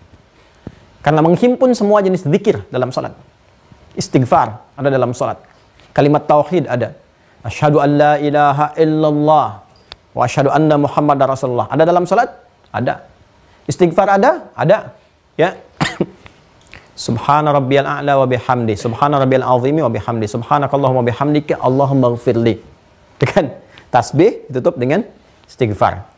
Apalagi misalnya, ya, dalam iftitah bahkan sudah muncul Allahumma ba'id baini wa baina khataayaya kama anta bainal masyriqi wal maghrib, dan seterusnya. Ya, dan seterusnya. Ini puncaknya satu salat. Ya, saya sebutkan dulu ya, nanti baru saya terangkan maknanya. Pelan-pelan. Lihat sini. Pelan-pelan, satu. Dalam salat, ketika kita berpindah gerakan, ya, dari mulai kita berdiri, kemudian rukuk. Ya, dalam rukuk, kemudian kita bangkitnya tidal. Pertanyaan yang pertama saya, apakah saat sholat, baru sholat saja, kita merasakan ketenangan dalam jiwa kita? Harusnya iya. Iya. Kenapa? Karena fungsi zikir itu tatmainnul qulub. Lihat baik-baik. Zikir, zikrullah, sama dengan tatmainnul qulub. Sholat harusnya membawa ketenangan. Jadi kalau Anda, ya, ingin mendapatkan kenyamanan, ketentraman, kedamaian, punya masalah apapun, itu sebetulnya solusinya sederhana. Ambil wudhu, Anda sholat. Dengan sholat itu minimal dapat ketenangan. Walaupun solusi belum datang seketika, tapi hati itu akan lebih tentram. Jangankan sholatnya, tempat kita sholat aja, baru datang ke situ, suasana hati sudah beda. Karena tempat itu menampung aktivitas yang bernuansa zikrullah. Hadir zikir di dalamnya. Makanya Anda masuk masjid, masuk musholla, beda dengan tempat biasa. Bahkan beda dengan masuk rumah sendiri. Anda masuk rumah sendiri tenang, tapi ketenangannya akan dilebihi. Dilebihi oleh apa? Oleh tempat-tempat yang menghadirkan sifat zikrullah. Masjid tempat sholat, di dalamnya ada zikrullah. Begitu Anda masuk masjid, ketenangannya beda. Apalagi ketika menunaikan sholat. Nah, ketenangan yang didapatkan dalam sholat itu, bukankah namanya tumaninah? Lihat sini. Untuk mengoneksikan dengan ini, tatmainnul qulub. Pernah nggak dengar istilah ini? Ruku sampai tumaninah dalam ruku. Sujud sampai tumaninah dalam sujud. Itu kan bahasa hadisnya, hatta tatma'inna fi ruku'. Hatta tatma'inna fis sujud, sampai kamu merasakan ketenangan dalam ruku. Yang tenang itu bukan rukunya, bukan dengkulnya, bukan tangannya. Yang tenang itu qalbunya. Ya, pelan-pelan. Nah, tinggal bagaimana prakteknya supaya sholatnya bisa tumakninah. Bagaimana bacaannya, nanti itu fikih. Ya, perannya fikih. Nanti kita saat masuk ke fikih, kita akan belajar itu. Cuma kalau orang sholatnya betul, sholatnya bagus, ada tumakninah dalam dirinya. Ada ketenangan, ada kenyamanan, ada kedamaian, enak, tentram, nyaman. Dan yang paling dahsyat, bukankah sholat bagian dari takwa? Ya kan? Dan bukankah sholat pancaran dari iman? Kita satukan keduanya. Al-Baqarah ayat 2 dan 3. Dzalikal kitabu la raiba fi hudal lil muttaqin, takwa. Pancaran imannya ayat 3. Alladzina yu'minuna bil ghaib Bukankah saat kita sholat kita menyembah Allah? Ya, walaupun tak terlihat kita yakini itu iman namanya. Setelah itu apa? Wa yuqimunas shalah. Lihat korelasinya. Tumaninah kita temukan, takwa kita temukan, iman kita temukan. Amalan pertama, sholat. Puncak dari semua zikir. Zikrullah. Ketika sholatnya benar, bukankah sholat itu disebut dengan sholat? Karena saat yang bersamaan terhubung kita dengan Allah Subhanahu wa Ta'ala. Kan sholat itu seakar dengan kata silah, as-salah. Jadi, seakar dengan kata silah. Ini akarnya sama. Ya, kata dasarnya wassalah, yasilu wusulan, wasilatan. Ini. Silah itu kan sesuatu yang terhubung dengan kuat, dengan erat. Silaturahim. Kasih sayang yang terhubung dengan kumpul, kita saling menyapa, ya, berkenalan dengan baik, terhubung, hubungan yang kuat, yang tidak dipisahkan oleh sekat-sekat tertentu. Jadi kalaupun sudah pulang ke rumah masih ingat, masih nyapa, masih mendoakan, itu silah. Ibadah yang melatih kita terhubung kuat dengan Allah, sehingga ingat kemanapun. Ya, saat beraktivitas pasca sholat itu disebut dengan sholat. Ibadah yang melatih kita supaya terkoneksi kuat dengan Allah disebut dengan sholat namanya. Ya, jadi puncak sholat dengan zikrullah itu puncaknya ingat kepada Allah. Dilatih lewat ini. Ya, ini 1, 2, 3. Kalau sudah terhubung, feedback apa yang didapatkan? Semua jenis-jenis yang terhubung dengan ini, kalau sudah terhubung kuat, nah hubungan yang kuat ini ya ke sini, ma'rifatullah. Yang tadi saya terangkan. Oh, ini agak dalam ya. Diminta sholat bagian dari zikrullah. Dalam sholat ada tumakninah. Sholat pancaran takwa. Takwa dari iman. Ketika kita sholat dari namanya aja ibadah yang melatih kita untuk terhubung dengan Allah. Supaya terkoneksi, meningkat hubungan dengan baik. Gini, munculnya ma'rifat. Jadi kalau mau ma'rifat, latihan pertama kalinya, ya sholat. Sholat. Jadi kalau ada orang latihan ma'rifat tapi nggak sholat, itu nggak ma'rifat namanya. Jadi ma'rifat tuh nggak harus aneh-aneh gitu. Datang ke gunung, pergi ke bukit, diam di situ, sekian, tapi nggak sholat, itu bukan ma'rifat. Karena puncak tertinggi dari ma'rifat itu ya sholat. Makanya ketika Nabi diundang untuk ma'rifat, Isra dan Mi'raj, ya, Isra Mi'raj itu kan ma'rifat, puncak tertinggi ya. Nabi menghadap kepada Allah. Dapat perintahnya apa? Sholat. Coba lihat, sholat, bukan yang lain. Ini puncak tertingginya. Karena itu dasar standar pertama untuk mengenal Allah, mendekatkan diri kepada Allah, mengoneksikan kita kepada Allah sehingga dapat ma'rifat, itu sholat. Maka sekali lagi kalau Anda bertemu dengan sosok-sosok misalnya, ya tujuan ma'rifat itu bukan aneh-aneh, bukan duniawi. Supaya bisa membaca pikiran orang, supaya bisa terbang begini. Tidak, bukan. Ya, kemuliaan-kemuliaan itu akan melekat ketika Allah berikan sesuatu hal yang sesuai dengan dasar kebutuhan-kebutuhan. Tapi kalau dia nggak sholat, bukan ma'rifat namanya. Dasar pertama ini. Karena itu Nabi pun sholat. Karena itu Nabi ma'rifat terhadap Allah. Mengenal dengan baik. Sahabat sholat. Dan berlatih dengan baik. Apa pancaran yang didapatkan lewat sholat ini? Ketika kita sudah melatih lewat sholat dengan baik. Dari pancaran takwa, pancaran iman, mendapatkan tumakninah. Feedbacknya apa dari sini? Karena ada dua sisi. Karena Allah punya sifat Rabb. Tadi yang saya tuliskan, Rabb. Ini. Karena gambaran dari orang yang ma'rifat kepada Allah. Kenal Allah. Tahu hukum Allah, tahu perintah Allah, tahu larangan Allah, maka Allah berikan kemudian pendampingan, gambaran, ketaatan, kedekatan dan sebagainya dari sifat rububiyah. Maka ketika orang sholat dengan benar, apa yang Allah berikan kepadanya? Allah akan berikan sesuai dengan pancaran iman dan takwanya. Ini. Maka turunlah ayat Quran surah ke-65 akhir ayat kedua sampai 3. Kan? Wa may yattaqillaha, siapa yang mampu meningkatkan takwanya kepada Allah. Gini, lihat formulasinya, ini mahal sekali nih materi ini. Subuh ini mahal sekali. Wa may yattaqillaha, siapa yang mampu meningkatkan takwanya kepada Allah. Bagaimana cara meningkatkan takwa? Takwa itu supportnya dari iman. Iman tempatnya di kolbu. Kolbu bawaannya tumakninah. Amalannya apa? Zikrullah. Pertamanya sholat. Paling gampangnya meningkatkan takwa lewat sholat. Karena itu sholat disandingkan dalam Al-Quran dengan takwa dan iman. Siapa yang bisa meningkatkan takwa? Ya ja'allahu makhraja, diberikan solusi. Perhatikan, ini agak dalam materinya. Dari setiap persoalan yang menderanya, apapun yang dia hadapi, persoalan kehidupan, kalau takwanya meningkat, kata Allah, ya, takwanya meningkat, maka aku berikan feedbacknya kepadanya untuk memudahkan. Jadi sebetulnya kita sholat untuk diri kita sendiri. Allah nggak butuh dengan sholat kita. Semuka langit dan bumi nggak sholat, tidak akan menurunkan status Allah sebagai Rabbil Alamin. Dampaknya ke kita lagi. Siapa yang meningkatkan takwa, Allah berikan solusi dalam setiap masalah kehidupan yang dia alami. Wa yarzuqhu min haitsu la yahtasib, diberikan rizki dari sisi yang tidak dia duga, rizki tanpa batas. Yaj'al lahu min amrihi yusra, diringankan, dimudahkan segala urusan, segala perkaranya. Rumusnya apa? Dengan meningkatkan takwa. Amalan takwa pertama ada di mana? Zikrullah. Amalan zikrullah puncak pertama ada di mana? Salat. Jadi kalau kita kait-kaitkan, nyambung semua. Kalau orang rajin zikrullah dengan salat amalan pertama kali, maka dampaknya tatmainnul qulub. Kalau qalbunya tumakninah, maka dia dapatkan peningkatan takwa, pancaran cahaya iman yang kuat. Maka dari sini semua dia dapatkan ma'rifat. Kalau sudah ma'rifat, turun perlindungan Allah, semuanya diberikan. Nah, jadi kalau sekarang Anda ingin dapat ma'rifat yang tinggi, ya salatnya jaga. Makanya ayat-ayat tentang salat itu ketat sekali supaya kita ma'rifat terhadap Allah. Nggak bisa berdiri, lakukan dengan duduk. Nggak bisa duduk, lakukan dengan berbaring. Berbaring sulit, berikan dengan isyarat. Isyarat sulit dengan kedipan. Gak bisa berkedip, ya disolatkan. Semuanya pas. Sampai akhirnya. Ya, sampai akhirnya. Nah, jadi kalau kita mau turunkan lagi, nanti di fikih kita ngaji lebih detail. Kalau mau diturunkan lagi, ini kalau mau makin banyak nih, ini kan baru standar nih. Standar. Standar. Makanya yang standar itu diberikan 5.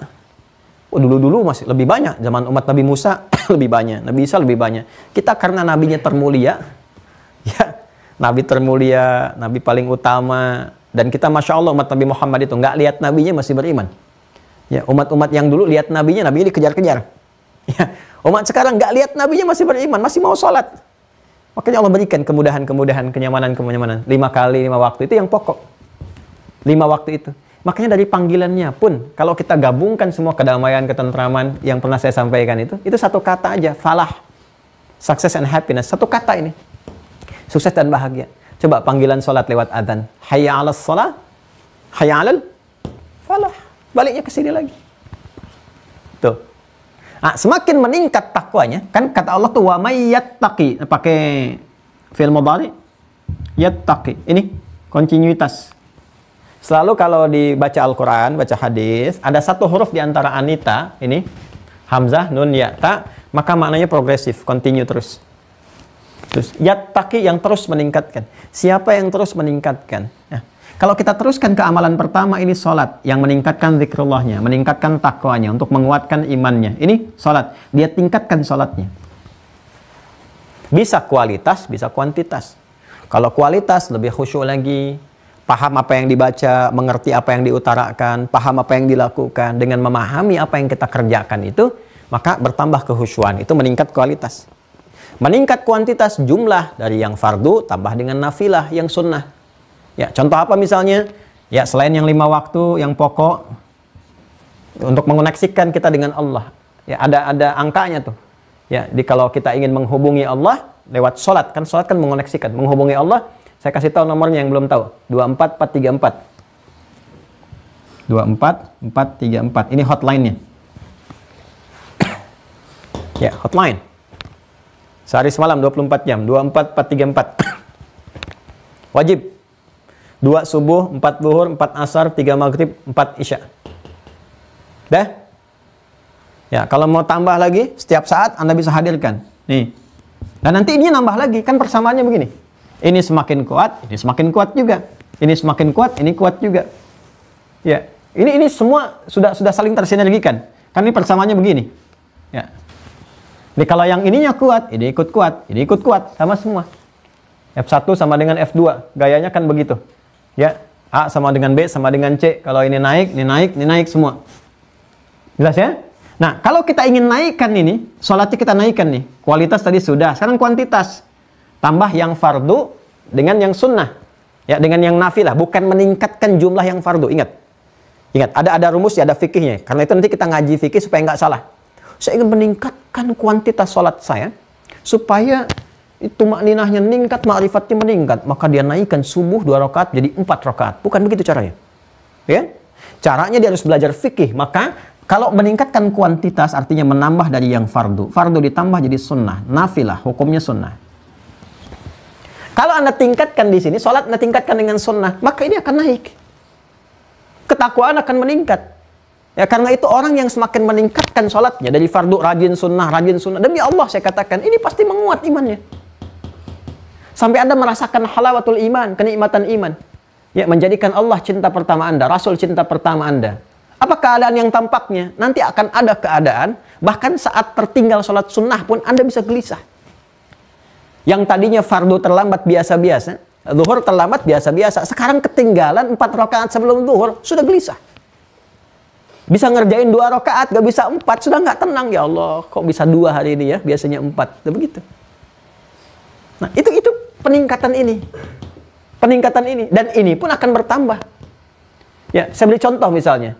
Malam itu cuma 4 tuh, Isya. Karena ini kan pembuka maghrib itu pembuka malam, maghrib, ghurub, selesai. Malamnya Isya, Isya 1, 4. Anda mau tambah dari 4. 4 kan yang fardu, yang pokok. Ya, di mana-mana kalau pokoknya ditambah lembur kan? Ya kan? Ya, tempat tambahan sunnah kan? Anda mau tambah yang wajib jadi sunnah, sholat malam, qiyamul lail. Yang paling populer, paling viral, tahajud. Sekarang Anda tambah dengan tahajud. Ini Anda tambahkan, plus tahajud. Begitu Anda tambah tahajud, ini naik. Jangan dikira ini nggak naik, ini naik. Ya, pancaran keimanan, ketakwaan, jadi automatically Anda bisa bangun malam-malam, jadi alarm tersendiri. Terus, ini pancaran iman tuh. Terus, apa yang didapatkan di sini? Itu langsung turun ayat, Quran surah ke-17. Al-Isra. Ayat 79 sampai 81. 78-nya kan yang standar, yang pokok. Begitu ditambah 79. 78-nya yang pokok. Aqimis salata liduluki syamsi ila ghasaqil laili wa qur'anal fajr. Inna qur'anal fajri kana mashhuda. Pokok. Ayat 78. 79, wa minal laili, dari sebagian malam. Enggak semuanya. Anda mau tambah dikit aja. Dari sebagian malam bangun. Jam 2, setengah 2, dan seterusnya. Anda bangun tuh ya. Apa yang terjadi? Fatahajjad bih. Anda tunaikan tahajud. Nafilatan laka. Nafilah hukumnya sunnah. Bukan yang pokok. Tapi apa yang Anda dapatkan? Lihat feedbacknya di sini. Tambahan dari sini. Asa ayyab'atsaka maqaman mahmuda. Asa ayyab'atsaka rabbuka. Rabb lagi tuh. Lihat. Selalu terbawa. Asa ayyab'atsaka rabbuka. Ini balik lagi ke sini. Bicara tentang roh Rabb, penjagaan tanda di alam pakai Rabb. Tuh kan? Kemudian juga terkait dengan pemenuhan kebutuhan pakai ini. Feedback dari ini pun pakai Rabb juga. Asa ayyab'atsaka rabbuka maqaman mahmuda. Satu, Allah akan angkat derajat Anda, ditempatkan di posisi yang terbaik. Jadi kalau Anda beraktivitas dunia dan sebagainya, ya kan? Pencarian karir, jabatan, Anda nggak usah nyogok, nggak usah korupsi, nggak usah macam-macam. Allah angkat Anda dan semua orang meyakini Anda yang terbaik. Itu nggak main macam-macam. Ya nggak tahajud deh. Naik karir tuh di tempat yang terbaik untuk Anda, yang Allah kehendaki. Yang terbaik itu nggak harus misalnya kita bayangkan sesuai selera kita. Langsung jadi direktur, langsung jadi ini, tidak. Kadang-kadang Allah tempatkan di posisi yang paling ideal. Kadang-kadang secara bertahap. Jadi orang tuh senang dengan Anda untuk ditunjukkan lu manfaat supaya merasakan aura kebaikannya. Itu naikkan lagi, naikkan lagi, naikkan lagi. Itu maqam mahmudah. Jadi ada orang yang dapat maqam saja, ada orang yang dapat maqam mahmudah atau maqam syarifah. Mahmud, terpuji, terindah, baik. Allah sendiri yang mengukuhkannya. Wa qur rabbi adkhilni mudkhala sidqin. Aktivitasnya dibimbing oleh Allah. Allah langsung berikan bimbingan, kemudahan, akses. Wa akhrijni mukhraja sidqin. Diberikan jalan keluar. Nih, dibimbing langsung oleh Allah. Wa ja'alni min ladunka sultanan nasira. Dan dilindungi langsung oleh Allah bila ada orang-orang yang ingin menjahilinya. Usil, ingin menyingkirkan, menyungkurkan, macam-macam, dilindungi. Siapa orang yang paling rajin tahajud di muka bumi? Rasulullah. Sampai kaki bengkak, sampai macam-macam. Saking kecintaannya ingin terkoneksi dengan Allah. Syukurnya ada di situ. Afala akunu abdan syakura. Dan Allah langsung tunjukkan berupa contoh. Apa yang terjadi? Masih ingat ketika beliau dikepung oleh 100 pasukan khusus? Ya, 100 muda berbakat pasukan khususnya Quraisy lah. Kalau di kita pasukan paling elit lah. Mungkin Denjaka kali ya. Yang kan itu menggabungkan tuh kesatuan-kesatuan. Ada Kopassus Mawar di Angkatan Darat. Kemudian ada Paskas itu kan. Ada Kopaska. Kalau Paskas di Angkatan Udara. Kopaska pasukan Kataknya di Angkatan Laut. Itu kan. Nah, itu kan ada gabungan-gabungan tuh. Di antaranya ada apa? Ada Denjaka. Ya. Kostrad, ada Raider dan seterusnya. Denjaka pasukan khusus. Yang satunya bisa setara dengan 6 mungkin di Kopassus dan turunannya. Ya. Ini 100 orang. Muhammad SAW. Targetnya Muhammad. Nah, hidup atau mati, nggak boleh keluar, kepung. Yang diilustrasikan dalam sejarah itu nggak bisa keluar lah. Hewan itu kalaupun ada, udah terdeteksi. Terdeteksi. Oh, itu udah pedang terhunus, sudah siap. 100. Apa yang terjadi? Sudah. Allah berkehendak ya berkehendak. Kan ayat ini salah satunya yang menetapkan tentang itu. Bagaimana Allah melindungi Rasulullah SAW. Dibikin tidur. Tidur 100 itu tidur. Bisa tidur, tapi lenggang aja keluar dengan Abu Bakar. Ya, Nabi keluar.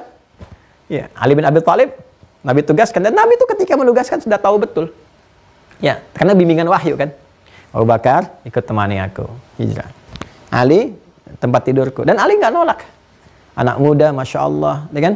Keluarga Nabi, ahlu bait Nabi, sekaligus menantu Nabi. Masya Allah itu. Tahu resikonya kematian. Ya, Ali masih muda, Abu Bakar sudah sepuh. Ya, maksudnya hampir usia dengan Nabi lah bersamaan gitu. Nggak ada bahasa Ali menolak. Ali, kamu tidur di situ. Tahu resiko kematian. Apa pernah dalam sejarah ada kalimat misalnya yang menolak?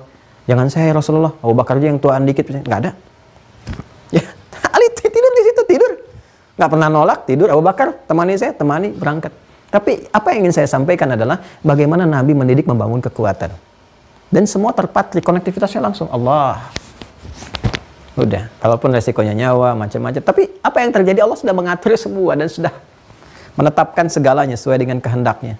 Alama yasha. Ya, apa yang terjadi begitu lihat Ali ini bukan target. Sudah. Tapi yang menarik, lolos. Dilindungi langsung. Miladun kesultanan nasyara. Ya, nanti ada zikir-zikir tertentu yang bahkan dikeluarkan nanti di manaqib. Ini kalau kita lihat ada manaqib tuh, kalau buka kitab-kitab hadis, itu bisa dibawa tuh. Ini Imam Al-Bukhari itu jenius, ada babnya tentang militer. Ada zikir-zikir tertentu. Itu yang pernah dipraktekkan Jenderal Sudirman saat gerilya dan sebagainya. Ya, ada yang di persoalan dibawa dalam dagang bisnis, ada yang dibawa dalam pengobatan, dalam macam-macam. Ada terhubung.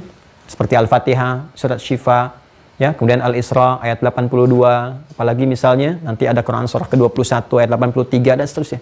Ya, tapi nanti ada menyertai amalannya yang terkoneksikan kepada Allah. Ini amalan pertamanya salat. Semakin meningkat salatnya, semakin naik ininya. Ya. Nah, jadi semua terkoneksi. Jadi nggak aneh-aneh gitu, ya. Kalau kita mau ma'rifat, salatnya betulin dulu. Setelah itu apa? Quran surah 4 ayat 103. Dilatih lewat kalimat. Ini turun dari sini. Ini kan menggabungkan semua jenis zikir ada di sini, di puncaknya.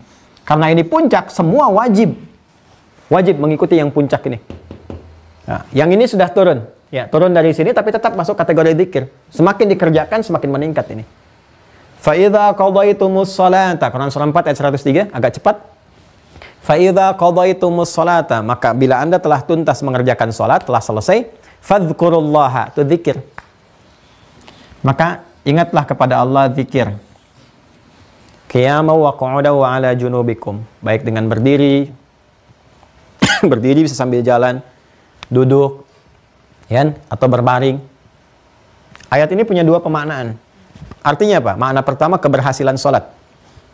Jadi orang-orang yang berhasil sholatnya, maka muncul zikrullah. Punya ingatan kuat terhadap Allah. Baik dalam badan berdiri. Berdiri itu ya setelah dia sholat, dia berdiri misalnya, dia pergi, dia ingat Allah. Kalau ingat gak mungkin tertukar sendal. Dia keluar dari masjid aja sudah tahu langkah kaki mana yang akan dilangkahkan. Dia masuk kanan, keluar kiri, gak mungkin keluar kanan kalau zikrullah. Gak mungkin tertukar sendal, apalagi sambil bawa kotak infak. Gak mungkin. Ya, dia duduk kembali ke kantor, gak mungkin salah tulis. Gak mungkin salah ucap karena sudah sholat. Nah, yang belum maksimal dalam sholatnya, belum merasakan ketenangan dalam jiwa, kan kita pribadi merasakan. Benarnya sholat itu khusyuk itu karena dalam jiwa. Dan kita sendiri merasakan, habis sholat itu kita merasakan betul apa terkoneksi nggak, terhubung nggak dengan Allah. Kita rasakan sendiri. Atau masih hambar keadaan diri kita. Masih belum terkoneksi, masih belum ingat, masih belum terhubung. Maka latih lagi, tambah lagi. Lewat apa? Ini. Zikrullah tingkat yang kedua, kalimat thayyibah. Maka Nabi mengajarkan pasca sholat. Apa di antara ajarannya? Astaghfirullah, astaghfirullah, astaghfirullah. Istighfar, masuk ke zikrullah.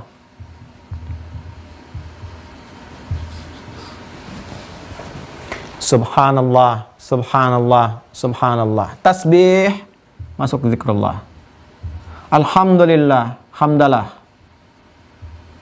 Allahu Akbar, takbir.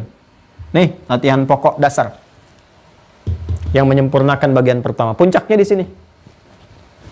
Ya, coba lihat. Tasbih ada dalam salat, ada subhanallah bihamdi, subhana rabbiyal a'la bihamdi, subhanallah rabbiyal azim bihamdi. Tasbih. Tahmid ada? Ada. Alhamdulillahirrabbilalamin. Sudah tahmid. Subhanallah wa bihamdi, subhana rabbiyal azim wa bihamdi, sudah tahmid sendiri. Subhanakallahumma wa bihamdika, Allahumma gfirli, gabungan. Istighfar, gabungan. Tahmid ada, tasbih ada. Takbir, pembuka sholat, Allahu Akbar. Intikal, pindah, Allahu Akbar. Disebut i'tidal, sami Allahu liman hamidah. Ada semuanya. Cuman ketika sholat belum maksimal. Betul, Allahu Akbar. Tapi apa? Lisannya Allahu Akbar. Di kepalanya handphone hu akbar, proyek hu akbar, bisnis hu akbar. Tuh. Yang diingat di kepalanya itu bisnis. WA belum dibalas, status belum diupdate. Jemuran belum diangkat. Nih. Kalau itu habis sholat, kita kuatkan kembali itu. Yang belum maksimal, yang belum menghadirkan tumaninah dalam hati kita, dalam jiwa kita. Makanya setelah sholat kita berlatih Allahu Akbar, Allahu Akbar, Allahu Akbar. Subhanallah, Alhamdulillah. Dari istighfar tadi. Ya, dan nanti puncak tauhid, zikir tauhid dengan kalimat thayyibat tauhid, la ilaha illallah. Afdhalu dzikri fa'lam annahu la ilaha illallah. La ilaha illallah, tahlil. Ini singkatan semua, tahlil la ilaha illallah, takbir Allahu akbar. Ya, tahmid, alhamdulillah, tahmid nih, tahmid hamdalah Allah, alhamdulillah, tahmid, tasbih, subhanallah. Ya kan? Ini gambaran-gambarannya. Dilatih kita lewat ini. Nah, latihan itu kalimat-kalimat ini keluar, kita ucapkan, itu zikir. Itu sampai perasaan hati kita mendapatkan ketentraman. Tumaninah ini. Ya. Hatta yatma'innal qalbu, hatta tatma'innal qulub. Sampai hati merasakan ketentraman. Ada kliknya tuh. Klik, nyambung, plek gitu. Ya, sudah merasakan dalam jiwa kita tuh. Oh, subhanallah, subhanallah, subhanallah. Begitu konektivitasnya terasa, itu puncaknya. Nah, Nabi memberikan standar. Kurang lebih 33 itu. Standar. Ya. Itu sebetulnya bilangan standar untuk sampai merasakan kenikmatan, konektivitas dalam jiwa kita. Itu asalnya demikian. Ya, Anda kan kalau saya bacakan, ya, besok taklim jam 5, belum nyambung. Besok taklim jam 5, besok taklim jam 5. Saya bacakan terus sampai Anda katakan, iya Ustadz. Karena diulang-ulang udah 10 kali. Iya, besok taklim jam 5. Udah. Itu saya baru bacakan 5 kali. Kan? Anda sudah masuk kan? Ini 33 kali belum nyadar juga, butuh berapa kali lagi? Nah, hanya persoalannya apakah cawan hati kita itu penuh dengan kotoran yang harus dibuka atau tidak? Mas, pinjam gelas, Mas, pinjam gelas. Itu ada staf saya satu yang harus begini nih. Kalau nggak begini dia nggak nengok. Nah ini teman-teman ya. Ya. Ini kosong nih. Kosong ya. Ini saya mau masukin spidol, masuk. Masukin pena, masuk tuh. Ya, yang sepanjang bisa masuk. Semakin luas ininya, ya, semakin luas, semakin apa saja bisa masuk. Semakin luas. Saya gambarkan nih kalbu kita, ini cawan hati kita. Jadi kalau ini sempit, apa aja jadi masalah? Ini sempit tuh, nggak senyumannya jadi masalah gitu. Ini kalau sempit ini nih, nggak nyapa aja jadi masalah. Kalau sempit. Tapi kalau luas, masalah besar jadi kecil. Ya, seperti saya contohkan garam kemarin. Segenggam garam kalau cawannya seperti ini ya asin. Tapi kalau luas, seluas lautan, Masya Allah ringan. Ya, jadi perintah Allah tuh ringan. Kalau cawannya luas, ringan. Diperintahkan sholat, ya sudah, sami'na wa ata'na. Subuh sholat. Zuhur sami'na wa ata'na. Asar sami'na wa ata'na. Jadi kalau sempit, subuh oke. Zuhur oke. Begitu asar, antara asar dengan zuhur masih dekat. Subuh masih sami'na wa ata'na. Zuhur sami'na wa ata'na. Asar sami'na wa nanyaina. Kami dengar, kami bertanya. Barusan zuhur ya Allah, kok udah asar lagi? Tuh, sempit. Tapi kalau luas, bagus. Latihan ini dengan zikrullah supaya melapangkan ini. Ya, supaya melapangkan ini dengan zikrullah. Supaya lapang, tatmainnul qulub, lapang, baik, nyaman, tenang. Nah, persoalannya Nabi melatih kita selain lewat sholat tadi dengan zikrullah kan, subhanallah, alhamdulillah, Allahu akbar. Ini untuk melapangkan ini. Cuman bisa klik, bisa nyambung ini, ya. Itu tergantung keadaannya. Kalau maksiatnya tipis, nggak ada naktah sauda di hadis Muslim. Ya, nggak ada dalam mata pernah masuk yang kotor-kotor. Jadi nutup. Kadang-kadang nutupnya apa? Nutupnya ringan. Ya, misalnya nutupnya pakai kain tuh, masih ringan, masih bisa masuk. Tapi kalau sudah begini teman-teman, nih, ya, ini udah keras nih. Jadi nggak bisa sekali subhanallah, nggak bisa langsung masuk. Subhanallah 2 kali, paling minimal 33 kali sampai terurai ini. Baru ada koneksi lagi. Ya kadang-kadang ada orang yang sudah begini, terputar rapat begini tuh. Terus tobat dulu. Makanya guru-guru kita itu Masya Allah alim. Ya, kami punya guru-guru masyayikh itu Masya Allah, Allah berikan firasatul mu'min haqqa. Ya, firasat orang beriman itu feelingnya nyata gitu, kuat.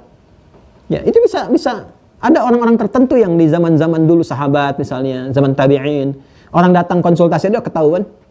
Ya, ada orang bertanya, pertanyaan yang serupa, tapi jawaban bisa beda. 2 orang kasus yang sama. Ya.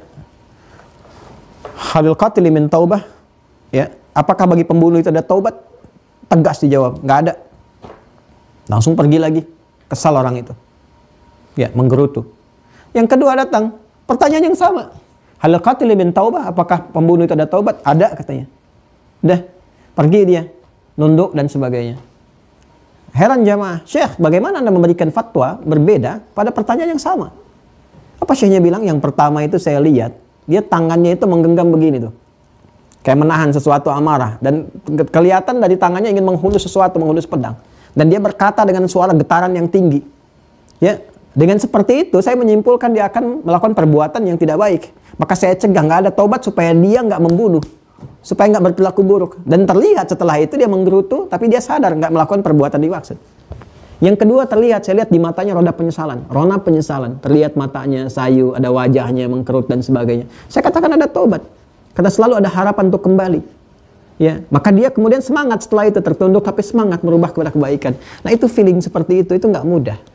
Jadi latihan lewat ibadah. Apalagi orang sekarang kalau bertanya seringkali nggak jujur. Ustadz, kalau ada kasus seperti ini, padahal dia yang mengalami. Atau ekspresinya nggak bisa ditebak, karena kenapa dikirimnya lewat WA, email, DM, macam. Jarang orang mau datang, mau nyampaikan ini, dia kirimkan, kita nggak bisa lihat. Itu kalau Allah nggak bimbing, nggak hati-hati, bahaya juga itu. Ini bahaya. Ya, berapa banyak kita bisa ketahui kepastiannya. Nah, kadang-kadang orang tua kita dulu itu melihat, ada si fulan, pernah punya dosa membunuh, pernah zina, pernah taubat, macam-macam. Dilatih. Kan itu beda-beda. Kamu nih istighfar 1000 kali.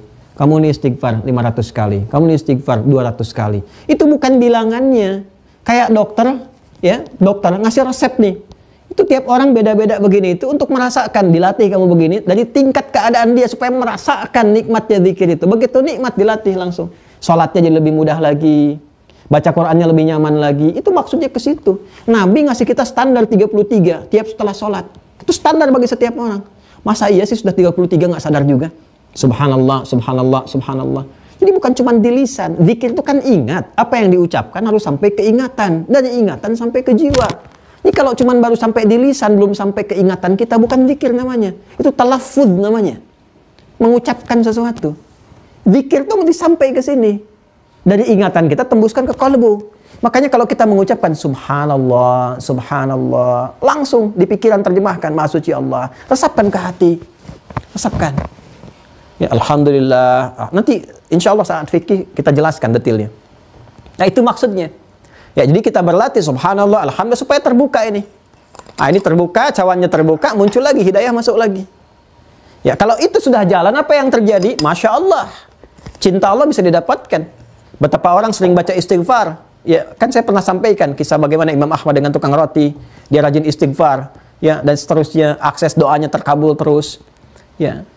Dan yang terakhir, supaya cepat, yang terakhir kan doa. Quran surah 7 ayat 205. Wadhkur rabbaka fi nafsika tadarruan wa khifatan wa dunal jahri minal qaul. Itu doa. Doa itu disebut zikir. Karena saat berdoa tersambung kita dengan Allah Subhanahu wa taala. Dan doa menenangkan. Makanya dalam doa ada tumakninah. Coba lihat, Anda kalau sedang gelisah berdoa, jadi tenang kan? Ya kan? Anak-anak main sampai sore belum datang. Alih-alih Anda misalnya berkeluh kesah, apalagi sampai bikin status, anakku jam segini belum pulang, ya tidak akan memulangkan anak.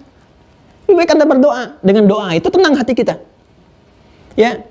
Suami belum ngasih kabar, Anda berdoa. Ya kan? Ada kegiatan, aktivitas, mendung, gelap, Anda berdoa. Jadi dengan doa memberikan ketenangan, tumaninah muncul. Dengan doa ketakwaan muncul. Dengan takwa feedback muncul, jawaban dari Allah turun. Ya bergantung, selalu nyambung ke sini. Ya, selalu ke sini. Jadi kalau Anda pun berdoa di sini, wadhkur rabbaka, Rabb lagi tuh, kalimatnya Rabb lagi. Silakan sebut nama Rabbmu, berdoa kepada Allah. Ya. Tapi keadaan doa ini karena korelasinya begini persamaannya, ini sama dengan takwa, sama dengan iman, sama dengan kolbu. Jadi kalau doanya bersumber dari hati yang bersih, kolbunya bersih, imannya kuat, cepat juga kesininya. Ini persamaan ini nggak boleh hilang. Ini mahal ini. Jadi kita latihan berdoa untuk meningkatkan ini. Semakin kuat doanya, semakin kuat ininya. Ya, kalau kita kuat istighfarnya, kuat sholatnya, kuat doanya, Allahu Akbar. Ini segalanya dimasuk. Dan contohnya banyak di Al-Quran. Bagaimana Nabi berdoa? Nabi itu kan kuat takwanya. Kuat sholat, ya jangan dikira Nabi nggak sholat. Semua Nabi sholat. Ini informasi aja nih. Di Al-Quran misalnya. Nabi Isa itu sholat. Yesus Mesias itu sholat. Ya, Quran surah ke-19 Maryam. Ayat 31. Kalau mau diteruskan sampai 33-nya. Ya. Wa ja'alani mubarakan aynama kuntu wa awsani bis shalah. Ya. Kata Nabi Isa alaihissalam, Isa al-Masih, Isa bin Maryam, Mesias, Yesus, mengatakan, dan Allah mewasiatkan, memerintahkan aku dengan kuat supaya aku salat. Wa awsani bis salat. Nabi Musa salat, Quran surah 20 tadi, ayat 14 itu kan ke Nabi Musa perintahnya. Innani anallahu la ilaha illa ana fa'budni wa aqimis salata li dzikri. Ya, siapa lagi misalnya? Ya, kakek moyangnya Nabi Muhammad SAW ke atas, Nabi Ismail salat. Ya, bahkan minta keluarganya supaya salat. Quran surah 19 Maryam ayat 55. Wa kana ya'muru ahlahu bis salah. Nabi Zakaria salat. Bahkan beliau saat minta keturunan itu dalam salat. Doanya dalam salat dipanjatkan saat minta keturunan. Quran surah ketiga Ali Imran ayat 38 sampai 39. Ya, hunalika da'a Zakaria rabbah. Di mihrabnya Maryam itu Nabi Zakaria berdoa kepada Rabbnya. Rabb disebutkan supaya minta feedback ini. Qala rabbi habli min ladunka dzurriyyatan thayyibah innaka sami'ud du'a. Qala ya Allah, ya Engkau yang Maha Pemberi, pemenuhan segala kebutuhan. Mereka mengatakan kepadaku, aku nggak mungkin punya keturunan. Maka dengan sifatmu yang Maha Memberi tanpa batas, anugerahkan aku dari sisimu saja ya Allah keturunan. Ayat 39-nya, fanadatul malaikatu wa huwa qa'imun yusalli salat. Maka turun malaikat menyampaikan doamu dijawab. Sedang apa beliau ketika berdoa? Sedang salat, belum selesai salatnya. Semua salat. Nabi salat, Rasul salat, orang paling takwa salat. Kita bukan Nabi, bukan Rasul, bukan orang paling takwa, nggak mau salat dan nuntutnya kebanyakan. Ya Allah, kurang apa lagi aku lakukan? Kurang salat, kurang minta, kurang doa, kurang takwa, kurang iman. Bukan kurang kaya, bukan kurang tinggi jabatan, kurang takwa. Kalau takwa kurang ibadah artinya. Ya, Maryam, Bunda Maria punya mihrab untuk salat. Di mihrabnya itu rezeki mengalir penuh. Ya, Ali Imran ayat 37. Fataqabbalaha rabbuha, Rabb lagi biqabulin hasani wa ambataha nabatan hasana wa kaffalaha Zakaria kullama dakhala 'alaiha Zakaria al-mihrab. Di mihrab wajada 'indaha rizqa qala ya Maryam anna laki hadha qalat huwa min 'indillah ma'rifah ka Allah inna Allah yarzuqu man yasha bighairi hisab. Rizki diberikan melimpah. Punya mihrab itu tempat untuk ibadah maksimal, meningkatkan iman dan takwa. Ini tuh, ayat sudah, hadis sudah, contoh sudah, orangnya nyata, digali sekarang masih ada. Buka ensiklopedi semua ditemukan orangnya. Nabi Zakaria ada, Nabi Isa ada, Maryam ada. Siapa lagi tadi? Nabi Musa ada, Nabi Ismail ada, lacak semua ada. Dan ini nyata sifatnya. Kurikulumnya terwariskan. Jadi kalau Anda ingin ma'rifah pada Allah sehingga mendapatkan akses kemuliaan-kemuliaan dalam kehidupan, kan? Ini, maka mulainya dengan ini, kondisikan hati kita, yatma'inna qalbi. Latihannya dengan zikir. Zikir itu bentuknya ibadah. Salat, kalimat thayyibah, berdoa. Kalau mau keluarkan banyak. Quran itu zikir. Makanya rajin baca Quran itu rajin zikir. Jangan salah, Quran itu zikir. Ya, lihat Quran surah ke-15 Al-Hijr ayat 9. Disebut zikir. Kata Allah, inna nahnu nazzalna dzikra wa inna lahu lahafidhun. Kami yang telah turunkan Al-Quran sebagai zikir. Makanya di Quran banyak pengingat. Ingat ya, jangan curang. Ingat ya, jangan dusta. Ingat ya, bakti pada orang tua. Zikir. Apalagi, Quran itu semua zikir. Puncak tertinggi amalan zikir Quran itu menghafalnya. Menghafal, supaya Qurannya tertanam dalam jiwa kita. Dan dibawa kemana aja Quranun yamshi. Ya, baca Quran, zikir. Mengkaji Quran, zikir. Ngafalin Quran, 4 kali delaynya dibandingkan zikir biasa. Karena itu ketika Allah menyebutkan penghafal Quran, ya, memudahkan hafalan untuk diingat, itu 4 kali disebutkan. Tadi masih ingat Quran surah 54 Al-Qamar ayat 17, 22, 32, 40. Walaqad yassarnal Qur'ana lidzikri, bukan lil hifzi, lidzikri. Zikir. Ini penghafal Quran sedang berzikir. Cuma tadi benar nggak zikirnya? Karena zikir itu bukan cuma di lisan. Kalau cuma di lisan bukan zikir namanya. Itu talaffuz. Kalau cuma nyampe pikiran, bukan zikir namanya. Itu hifdzun, baru nyampe sini. Zikir itu nyampe sini. Makanya kalau sudah nyampe sini, keluarnya khair. Ini, kebaikan, khair. Ya, kalau nyampe di lisan, nggak nyampe ke hati, ini bisa masalah, bisa zalim. Kalau cuma nyampe pikiran, itu cukup untuk dirinya sendiri. Itu iktisad namanya. Makanya saat penghafal Quran dikumpulkan kualifikasinya, ada 3. Quran surah 35 itu Fatir. Wah, kita nggak selesai kalau nyambung-nyambungkan semua itu. Ayat 32. Quran surah 35 ayat 32. Thumma awrathnal kitaba alladhina istafaina min ibadina. Faminhum zalimun linafsihi. 1. Wa minhum muqtasid, iktisad. 2. 3. Wa minhum sabiqum bil khairat, biiznillah. Penghafal Quran itu kalau cuma sampai lisan, nggak sampai ke hatinya, berpotensi zalim. Zalim itu menempatkan sesuatu bukan pada tempatnya. Saya sering ilustrasikan, gayung untuk mandi, gelas untuk minum. Ada orang mandi pakai gelas, minum pakai gayung. Ya kan? Dia hafal Quran cuma sampai lisan, nggak sampai ke sini, bukan zikir, tapi talaffuz. Dia dengan lisannya bisa mengucapkan qul huwallahu ahad, hafal tuh, cuma nyampe di sini. Karena nggak nyampe ke sini, dia pun bisa ringan mengatakan semua agama sama, menuju pada Tuhan yang sama, cuman caranya beda-beda, nggak nyampe ke sini artinya. Karena kalau sudah nyampe ke sini, koneksinya ke sini, ma'rifatullah. Karena kenal Allah, la ilaha illallah, wa la ilaha ghairuh. Nyampe sini. Kalau cuma nyampe sini, semua bisa dikatakan. Nyampe ke sini, wa minhum muqtasid. Baru monjok-monjok di tiang, di tembok-tembok belakang masjid ngulang-ngulang, jadi imam belum mau, dan seterusnya. Muqtasid, paket hemat untuk dirinya sendiri. Kalau nyampe ke sini, sabiqum bil khairat. Mengejar segala kebaikan, kemuliaan. Biiznillah, karena punya koneksi dengan Allah. Semua nyambung. Nah, tadi saya katakan kalau ini sudah naik, maka ini naik, ini naik, ini naik semua. Limpahannya naik semua. Wah, sampai nggak cukup lagi dituliskan tuh. Ya, kalau ini naik, statusnya takwa jadi atqa, yang paling takwa, yang paling mulia. Karena itu siapapun yang ada di sini yang berhubungan dengan sosial dan sebagainya, interaksi kehidupan dapat ini segalanya, maka yang paling mulia itu yang paling takwa, yang paling banyak amalnya.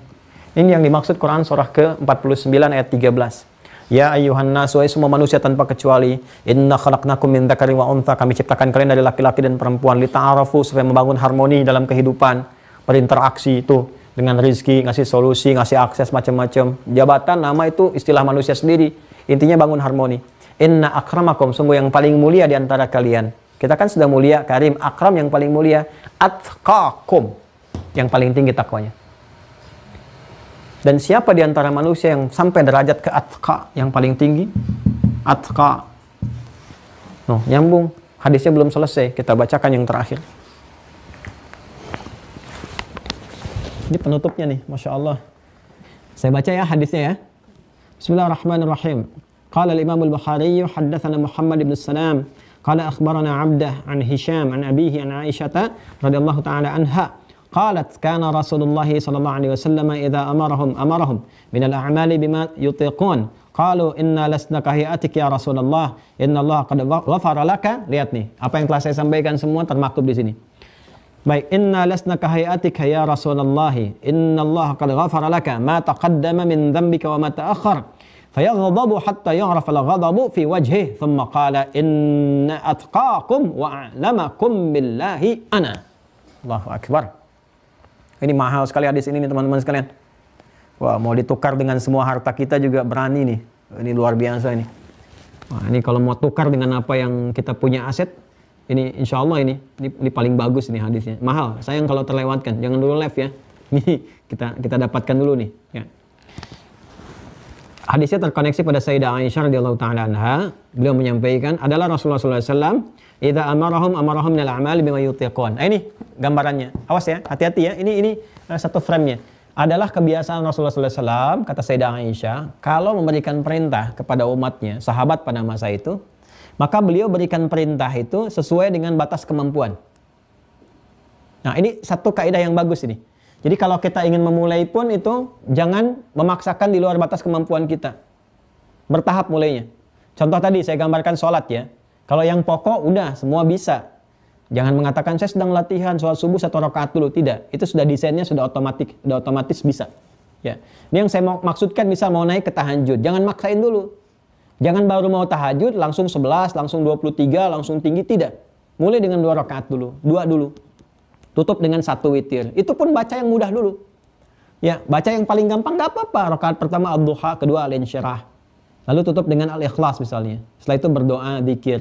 Bangunnya juga dekatkan ke subuh supaya nggak langsung tidur kebablasan, ya. Nanti setelah itu merasakan kenikmatan, naik lagi 4, witir 1, naik lagi 6, terus sampai merasakan nyaman ke atas. Nah, ini Nabi itu seperti itu caranya, polanya. Ya. Kalau mau sedekah juga jangan berlebihan juga. Ya, yang kira-kira lebih, yang tidak mengurangi kebutuhan kita dulu, tidak membuat kita susah. Ya, misal kita ada nih 10.000 nih, boleh kita bagi. Ya, misalnya 5.000 dulu atau 2.000 dulu, kan? Yang kira-kira tidak memberikan beban yang lebih kepada kita. Jadi kita agak jadi lebih sulit. Ya, Anda punya mobil digunakan untuk kebutuhan sehari-hari, jangan langsung disedekahin mobil-mobilnya. Karena itu nanti ada kesulitan untuk digunakan kebutuhan sehari-hari. Mau ngantar jadi susah, ngantar anak jadi susah. Apa yang punya, yang ada itu yang dikeluarkan. Yang kira-kira kelebihan itu melatih kita dulu. Sampai kita merasakan kenikmatan, kenyamanan, tahu ilmunya, sudah enak, sudah nyaman, baru kita naikkan lagi, levelnya naikkan lagi. Itu batas kemampuan, itu pola Nabi begitu. Ya, menghafal Quran juga begitu. Jangan langsung pengen sekian hari pengen hafal. Lihat dulu, tahsin, tajwid betulkan dulu, bertahap, nikmati dulu. Setelah nikmat akan datang dengan sendirinya. Nah, ini pola yang Nabi ajarkan kepada kita. Jadi kalaupun Anda ingin meningkatkan takwa, proporsional sifatnya. Jelas ya? Ini satu kata Sayyidah Aisyah. Kemudian sahabat komen. Ya, mereka berkata kepada Rasulullah, "Inna lasna kahayatika ya Rasulullah." Ya Rasulullah, kami nggak sama seperti Anda. Ya, emang. Ya, beliau Nabi, ini kan manusia biasa. Kita manusia biasa. Ya, innallaha qad ghafara laka ya Rasulullah. Kami nggak sama dengan Anda. Ya, kalau Anda kan kata mereka, ya kan? Ya, Allah sudah ampuni dosa Anda. Ma taqaddama ya min dzambik wa ma ta'akhkhar. Yang dulu dengan yang akan datang, ya Anda terjaga. Gak ada dosanya. Kalau bahasa kita ya Rasulullah, ya enak betul ya kata-kata mereka itu. Anda tuh kalaupun meningkatkan sholat, nggak meningkatkan tetap aja ya, dosanya udah terampuni, yang kemarin, yang dulu, yang kapanpun dan sebagainya. Maka ketika mendengar kalimat itu, langsung memerah wajah Nabi. Langsung memerah. Karena nggak wajar kalimat itu disampaikan. Ya, ini biasa ya. Ini kalimat-kalimat ini kalimat-kalimat edukatif untuk kita. Karena seringkali pertanyaan itu ada. Enaknya jadi Nabi, misalkan bisa begitu aja kan? Ya kan? Ya, ada kan kalimat begitu ya? Enaknya jadi ustadz, enaknya jadi begini. Jangan dikira jadi mendapatkan status pengangkatan itu biasa saja, tidak. Ya, Nabi langsung merubah ekspresinya, ya, kata Sayyidah Aisyah, kemudian fayaghdab hatta yu'raf al-ghadab fi wajhi. Ya, kelihatan ekspresi wajahnya berubah tuh, tanda nggak suka. Tapi Nabi nggak melampiaskan dengan kata-kata, "Dasar kamu ya, udah saya bimbing gini-gini." Enggak begitu. Biasa aja wajahnya, tapi kelihatan ekspresinya. Tapi yang keluar apa kalimatnya? Inna atqakum wa a'lamukum billahi ana. Nabi hanya mengatakan begini, apa kalian tuh mengerti status Nabi dijaga dari perbuatan maksiat, diampuni dosa yang lalu yang akan datang, maksudnya terjaga dalam kebaikan. Itu nggak berdiri sendiri. Saya ini atqakum, kata Nabi, yang paling takwa. Jadi perjuangannya itu tinggi. Apa dikira dengan status sebagai Nabi berhenti ibadah? Tidak. Salat tahajudnya sampai kaki bengkak-bengkak.